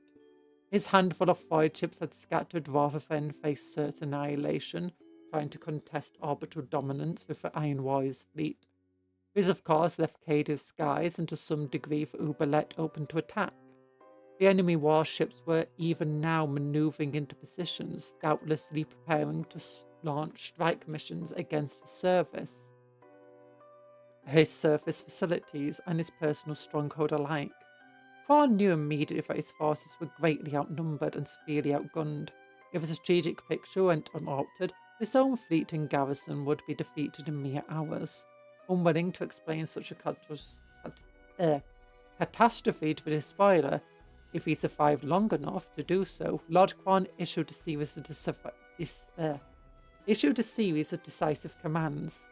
First, his coven of possessed astropaths screamed out the message Quan had hoped never to have to send. Withering within their binding circle, the tortured hybrids vomited a psychic distress call into the warp. Plus Cadia under attack by superior enemy forces, lasting defense impossible, employing countermeasures and delaying tactics, send aid. Next, Black Legion sorcerers within the witching towers of Uberlet began a ritual of their own. It was a desperate working that consumed hundreds of sacrificial victims and many of the painstakingly amassed nocturnal deposits of the Black Legion quarries. Yet it was better to unleash that carefully gathered power. Quan reasoned that simply to lose this one-sided fight and surrender all their hard-won stockpiles to a foe, better a bolt shell expended in defiance than captured and turned upon his buffers. Thus, as was the first true attack raised, the Iron Warriors streaked down upon Cadia aboard Deathclaw pods and Thunderhawk gunships. The Black Legion sorcerers completed their ritual, conjured forth at their bidding a furious localized warp storm, roared into being around Cadia. Nice! Long-laid plans. Unnaturally, Aurora crackled through Cadia. Unnatural aurora crackled through Cadia's skies. Clouds the colour of blood, pus and plasma raced across the heavens, already curdled by the unholy outpourings of the immaterium. Distorted demonic visages, the size of continents shimmering into beings that were tattered away. Again, Iron Warrior attackcraft was struck by warp lightning and transmogrified into detonations of fire and bubbling flesh. On the surface, the bloodied mortals of Morn's first attack waves cowered as mutagenic storms descended upon them, dozens of friend-zone and slaught coursing through their bloodstreams, no match for horror to which they were now subjected. Oh my gosh, I'm struggling to read. Several Iron Warrior warships wallowing in low orbit as they prepared to rain shells and invasive cost onto Cadia were assailed by spectral tendrils squirming with the storm. They fired maneuvering thrusters as they sought to escape. One ogre's shadow vanished entirely as a 100-mile-long ectoplasm tendril coiled around it, and it was sucked unshielded into the warp. As the invaders reeled, so Quan's forces in Cadia's surface launched ferocious counter-assaults. Great numbers of possessed stormed the Black Legion's positions, and charged the Iron Warrior's mortal throws. Black Legion bikers and rhinos raced alongside them, while the surviving Helldrakes drove from the howling skies to join the attack. Hundreds of cultists and mortal warriors broke and fled or else died where they stood, gunned down or torn to shreds by their attackers. The already faltering formations shattered, allowing the Black Legion forces to smash through their lines. While mortal soldiery loyal to Abaddon followed up and engaged the broken remnants of Iron Warriors' landing parties, the Black Legion warband sped onwards toward the ever-shifting madness of Cadian wilds. If they could vanish into those chemical landscapes, Launch Quan's warriors were ready to wage a guerrilla war against the Iron Warriors. Honor is just another word for weakness, and only the Iron Warriors deal, and the Iron Warriors deal only in strength. Warsmith Craffic Morn quoted the collected doctrines of the 17th Grand Company 3rd volume. With the favour of the Dark Gods, the survivors hope to hold out against the frustrate the invaders long enough for word port to Ober's treachery to reach Abaddon the Despoiler, and for reinforcements to arrive from off-world. If not, would at least die fighting and make Pertwarbo's sons pay for their perfidy. Even as his ground forces launched their breakout assaults, Quan prepared to lead his most elite warriors down to Cadia's surface by sorcerous means. When first given charge of Cadia by Abaddon, he had overseen the raising of prolific circles, one at the heart of the desolate Elysian crater, and the other aboard the Oubliette. The Elysian crater was where they sent down the big old Blackstone fortress to destroy Cadia. Entangled by tremendously powerful magics and captive demons, the two circles of rune-covered menhirs allowed instant transition to or from the planet's surface.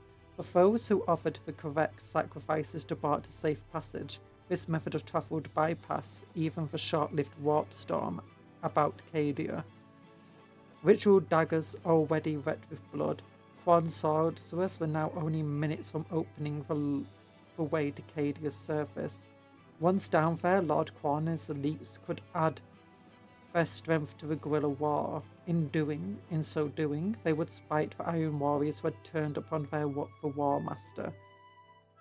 Iron Warrior Grand Cruisers were already closing with Oubliette, their dark forms visible on the Oubliette's long-range Ospector displays, illuminated by flashes of empiric lightning as they navigated the raging tumult and traded fire with Fortress's guns crews. Quan was confident that by the time his enemies breached his orbital fastness, he and his warriors would be long gone. It was as the Black Legion's elites gathered, girded for war, and ready to enter the maelstrom of shadows within the Livic Circle, that the teleporter flares erupted around them. Oh my goodness. The weakness. As Pertwarbo's way to run simulations of every potential scenario before launching his attacks, a habit Craffic Morn emulated. Armed with his sorcerously gathered intelligence, he had rehearsed the many ways in which Cadia's Black Legion defenders might react to his clearly superior force. He expected bold dynamism and determination from his foes. Moreover, after a dozen simulated assaults, Morn became sure they would scatter into the Cadian wilds rather than stand and fight. In most simulations, the Black Legion forces responded too quickly to being trapped by the lumbering pace of true besiegement. Meanwhile, factoring in Cadia's warp saturation and the liminality of its system, Morn had assumed conventional assets such as orbital bombardment might be undermined by some manner of supernatural phenomenon.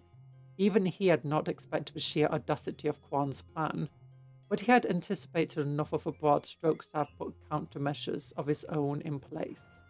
Weeks before his arrival of Morn's fleet, several Iron Warriors cruisers had translated into the fringes of the Cadian system.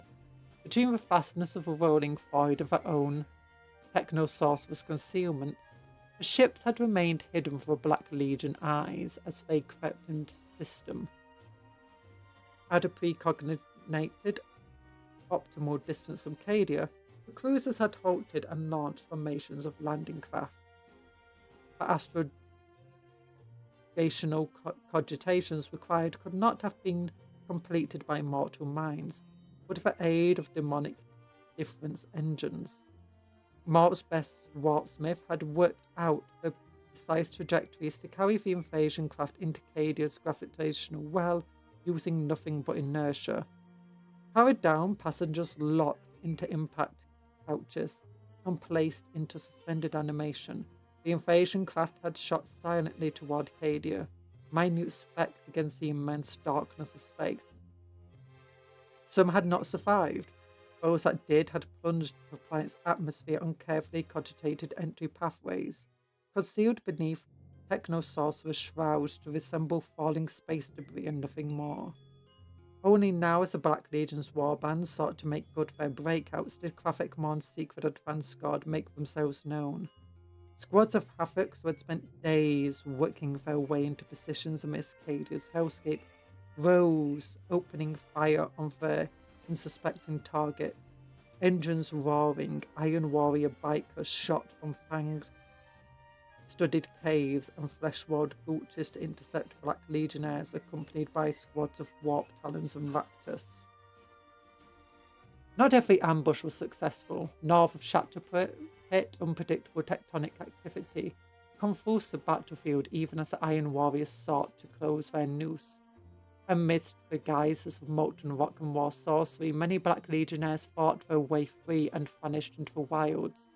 Meanwhile, the grasping fingers, slobbering maws, and floating fluid fleshscapes of a living swamp proved too grotesque a distraction even for Pertwarbo's Jeansons. Grimly dismayed, the Iron Warriors mistimed their ambush, and were swept aside by the Black Legion targets. However, in a series of traps and vicious firestorms, most of Lord Quan's breakout forces were penned in and annihilated. As for Quan himself, Prophet Mon moved to deal with him in person. The Iron Warrior had been shocked by the suddenly manifesting warp storm over Cadia, but not so much that Mon's bridge crew had missed the rapidly climbing spikes of empiric energy within the oubliette. Suspecting further trickery and realizing he could employ the very energy signature of Quan's ritual as a guiding beacon, Mon led his adamant internals in an immediate teleportation assault. It was a direct, even reckless move. Not all of Mon Terminator armored elites survived a brief journey through the warp to land the killing blow. Some appeared hideously deformed and screaming through their last bubbling breaths. Others simply vanished, swallowed by the abyss of a raging immaterium. Yet enough teleported successfully, Mon included, that Lord Quan stood little chance of holding them off. Dozens of Terminators blasted into being around a few squads of Chosen who attended the Black Legion Warlord. Many of Quan's warriors died within the seconds of fight, scythed down in a hurricane of bolt shells and blazing promethium. Some did survive the initial surprise attack, Quan amongst them, and they made the Iron Warriors pay for their audacity. Bolt rounds and plasma blasts roared out to punch through the eye lenses or blast through minute weaknesses in the attacker's Terminator plate. Runic demon blades spun and leapt in the hands of skilled Black Legion champions. No few adamant internals met their end in the minutes of the ferocious fighting around. And through the lithic circles the heart of Oubliette, however, Prophet Mon's hammer, last augment, smashed Quan's head from his shoulders. The fight went out of the last few Black Legionnaire elites. Even then, none surrendered, instead hurling themselves into their foes with last bellowed oaths to their war master, rather than face capture and interrogation or worse. In the hours that followed, the warp storm began to billow itself out. Warpsmith Mon oversaw an operation to land further forces in Cadia and lay siege to a Black Legion stronghold still dotting the surface. He also dispatched squadrons of cruisers throughout the Cadian system. The fighting on and around Cady was not done. Some of Lord Quorn's warriors still haunted the warp-cursed wilds, while the Imperium enclaves on the system's outer worlds with scattered Black Legion warships fouling the void would take time to eliminate. Regardless, Cady belonged to the Iron Warriors, detaching sufficient foes to pacify and patrol the system and to begin the massive program of fortification and construction called by Pertwar's plans. Morn now turned his attention toward the next waypoint on the road to Agrippina. We'll be accounting for this insult. Medvinigarda, Furman, the War Master will, the last words of Lord Daxon Quorn of the Black Legion, bellowed through a broken foxquill before his decapitation by Crothic Morn. So they basically just fought an incredibly costly and pointless war against their would-be allies, but now sees Black Legion forces turning to take on their apparent fortress citadel, all the while they're trying to fight the Imperium. I am having fun. I hope you're having fun. I hope you're enjoying the lore. What time is it? Okay, it's 10 minutes to. We might have to leave this to another day now. I need to get like a... What's a good bookmark? I need something thin. Something thin. I usually use, stuff on prescription packs. Because I got a lot of prescriptions. Oh, I got this old note. So we got the Siege of a Taurus Territory. We learned a lot. Of the Cadian 8th. That's some Creeds formation. There's not a lot left. It should basically be like half a stream. So on Sunday, we should be able to finish off the Agrippina encirclement, all of this stuff. The slaughter of the Snows and Nine Sisters.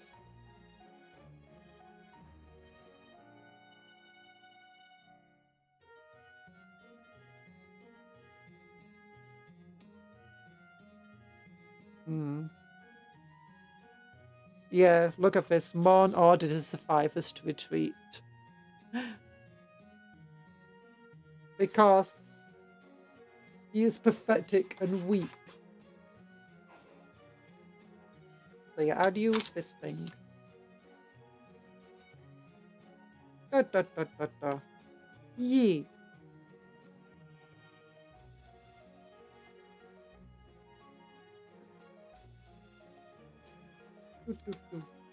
This is from Elias Stellarian Notepad, by the way. I should probably put it here.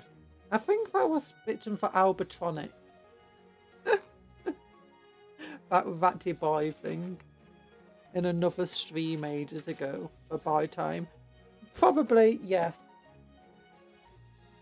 We've read a lot today. Unfortunately, I need to have like a bath and stuff, and I need to like get it before like my parents, start going to bed for the night. So I've also want to finish building the rest of this squad tonight, because it takes me forever to build stuff. So and I am not very well. I'm thinking about potentially changing a bit of how I'm painting my models, to try and make them like look more. Like, maybe include more gold on them. Would be fun.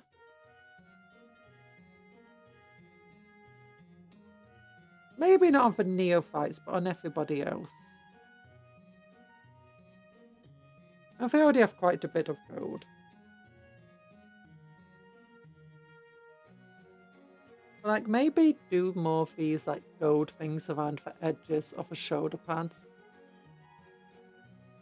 I guess they already have a lot of gold on them and a lot of bronze and stuff. They already look like fancy boys. They already have lots of relics on them. Now look at this sergeant. He's basically as decked out as like a captain would be. In another army. Oh gosh, it broke.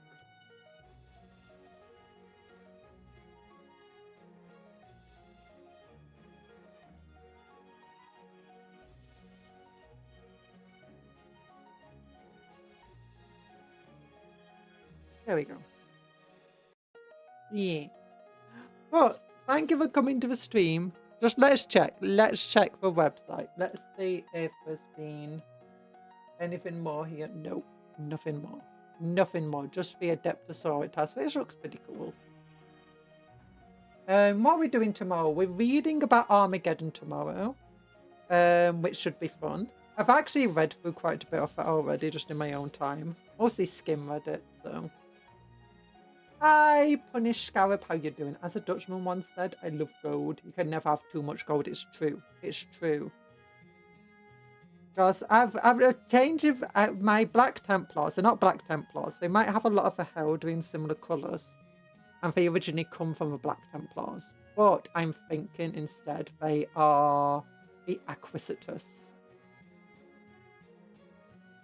And the entire thing is that they are on an internal crusade for techno-archaeology, relics, and xeno-artifacts in that order.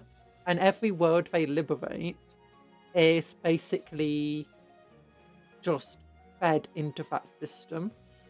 They basically strip it of any technological artifact, techno-archaeology, of relics, xeno-artifacts, anything. Keeping it, basically Brotherhood of Stealing it. Keeping it out of the commoners' hands.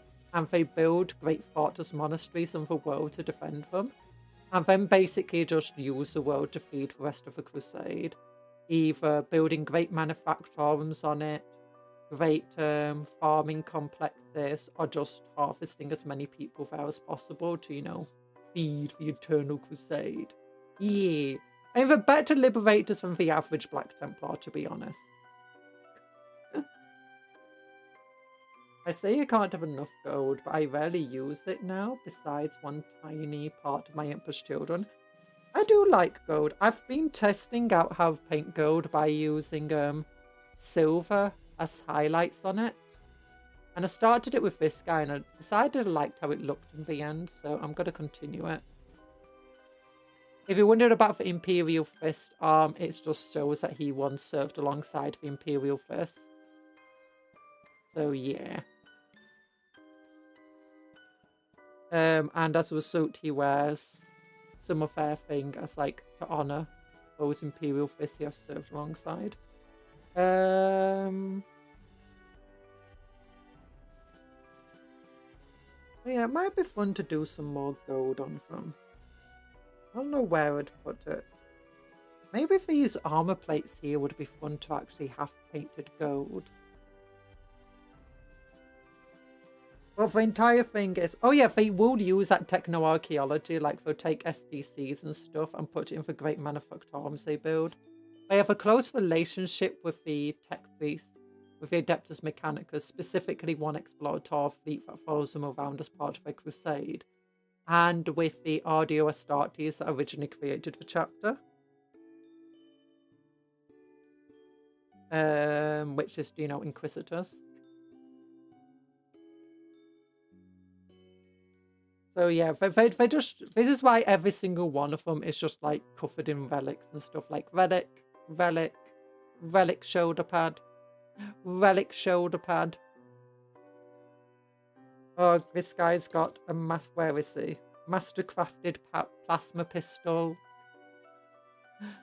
Oh, relics on him over here as well. Like, you might have, like, your captain of a company might have, like, a small reliquary with a bone of a saint in them. These guys, just your average person has that on them. Once I found Canoptic Ally, it's like the only metallic I use besides Leadbelcher. I don't use Leadbelcher that much. Sometimes it's nice, sometimes I don't like how it looks. Stormhost Silver, Retribute to Gold, Fulgrim Copper, Fulgrite Copper, sorry, and Belisarius is Gold are the colours I mostly use for metals.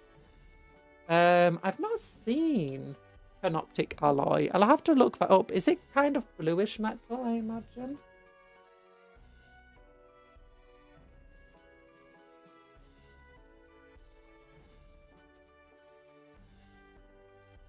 Oh, that's so that's lead belcher. That's the layer version of lead belcher fan. Lead belcher is a base paint, so it's a lot thicker, a lot more pigmented. It clumps up a lot more. Face is a lot thinner.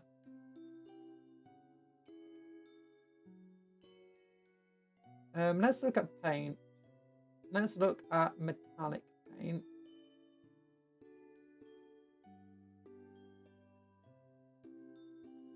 Gold, bronze, copper, brass.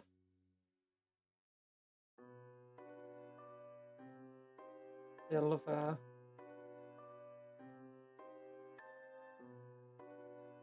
So Retribute armor, lead belcher, canoptic alloy. Oh, maybe it's not lead belcher. Maybe it's slightly different coloured. Rune Lord brass is here. Balthasar gold. Yeah, that looks more coppery colour. Here is the undersuits and such. Ooh. Hold on. What's that? Aromatic? That picture you tucked into your butt? No, that's Adia Stellario, another VTuber. Oh, Golden Griffin is a dry brush metal. Necron Compact. Oh, I never knew they had dry brush metallic. Stormhouse Silver's amazing. Rune Fang Steel. Never seen before.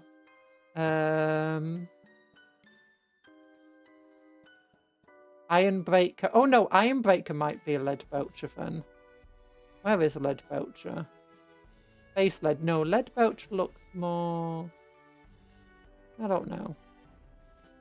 Base Iron Warriors, very dark metal. Bronze. Might be good to get one of these bronze colours. Screaming Bell looks fun. Lilac Gold does not look gold. Bronze. Air Balthasar Gold. Iron Hand Steel. They look pretty cool. So there's a lot more metallic colours than I expected. But, oh yeah. And for those who haven't seen, I finally built my chaplain with jump pack using a captain model, a random arm, the hand of a Terminator chaplain, Black Templar Crusader arm, just the regular chaplain head, regular jump pack captain body, and then these are from the Thank God Task Force. These little things at the bottom. And 3D printed. And that's on for captain. I might just add some like more just purity seals and stuff to him. Like especially to his gun. It feels a bit lacking. Screaming Bell is pretty good as an accent. Yeah. There we go.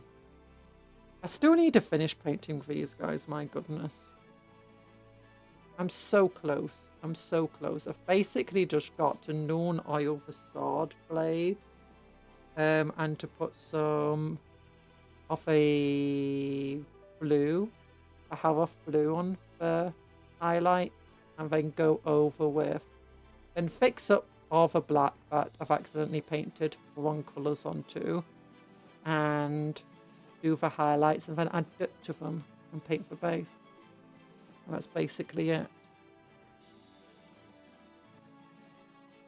Very close. Very close. So we've already done the eyes, we've already done accents there. Describes a hobby. Yep.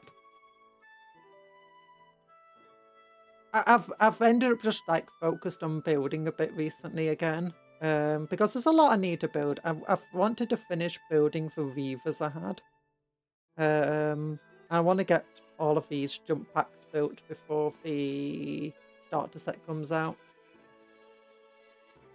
Probably go back to painting on for Thursday. It's also just annoying having to set up my paints and then unset them up when I want to do something else, like these reading streams. But big heart to you all.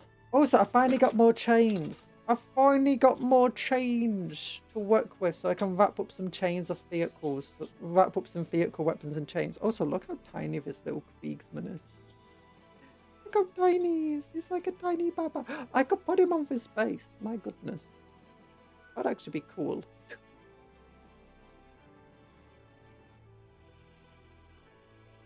building and kit bashing is the best part for me. Same.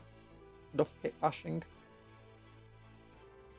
I do enjoy painting as well. It's like once you get into the thing of it. But big love hearts to you all. Hope you have a good rest of your day. Work hard, but play harder. Eat good food. Sleep well. Dream of cupcakes, but don't eat the cupcakes as a friend's not food. And also take care of yourself. Be kind to others and vice versa. Goodbye, everyone. Bye-bye. Smash tomorrow's stream and have the same. Love you all. Don't forget to like the stream. And tomorrow's stream and have the same time Armageddon.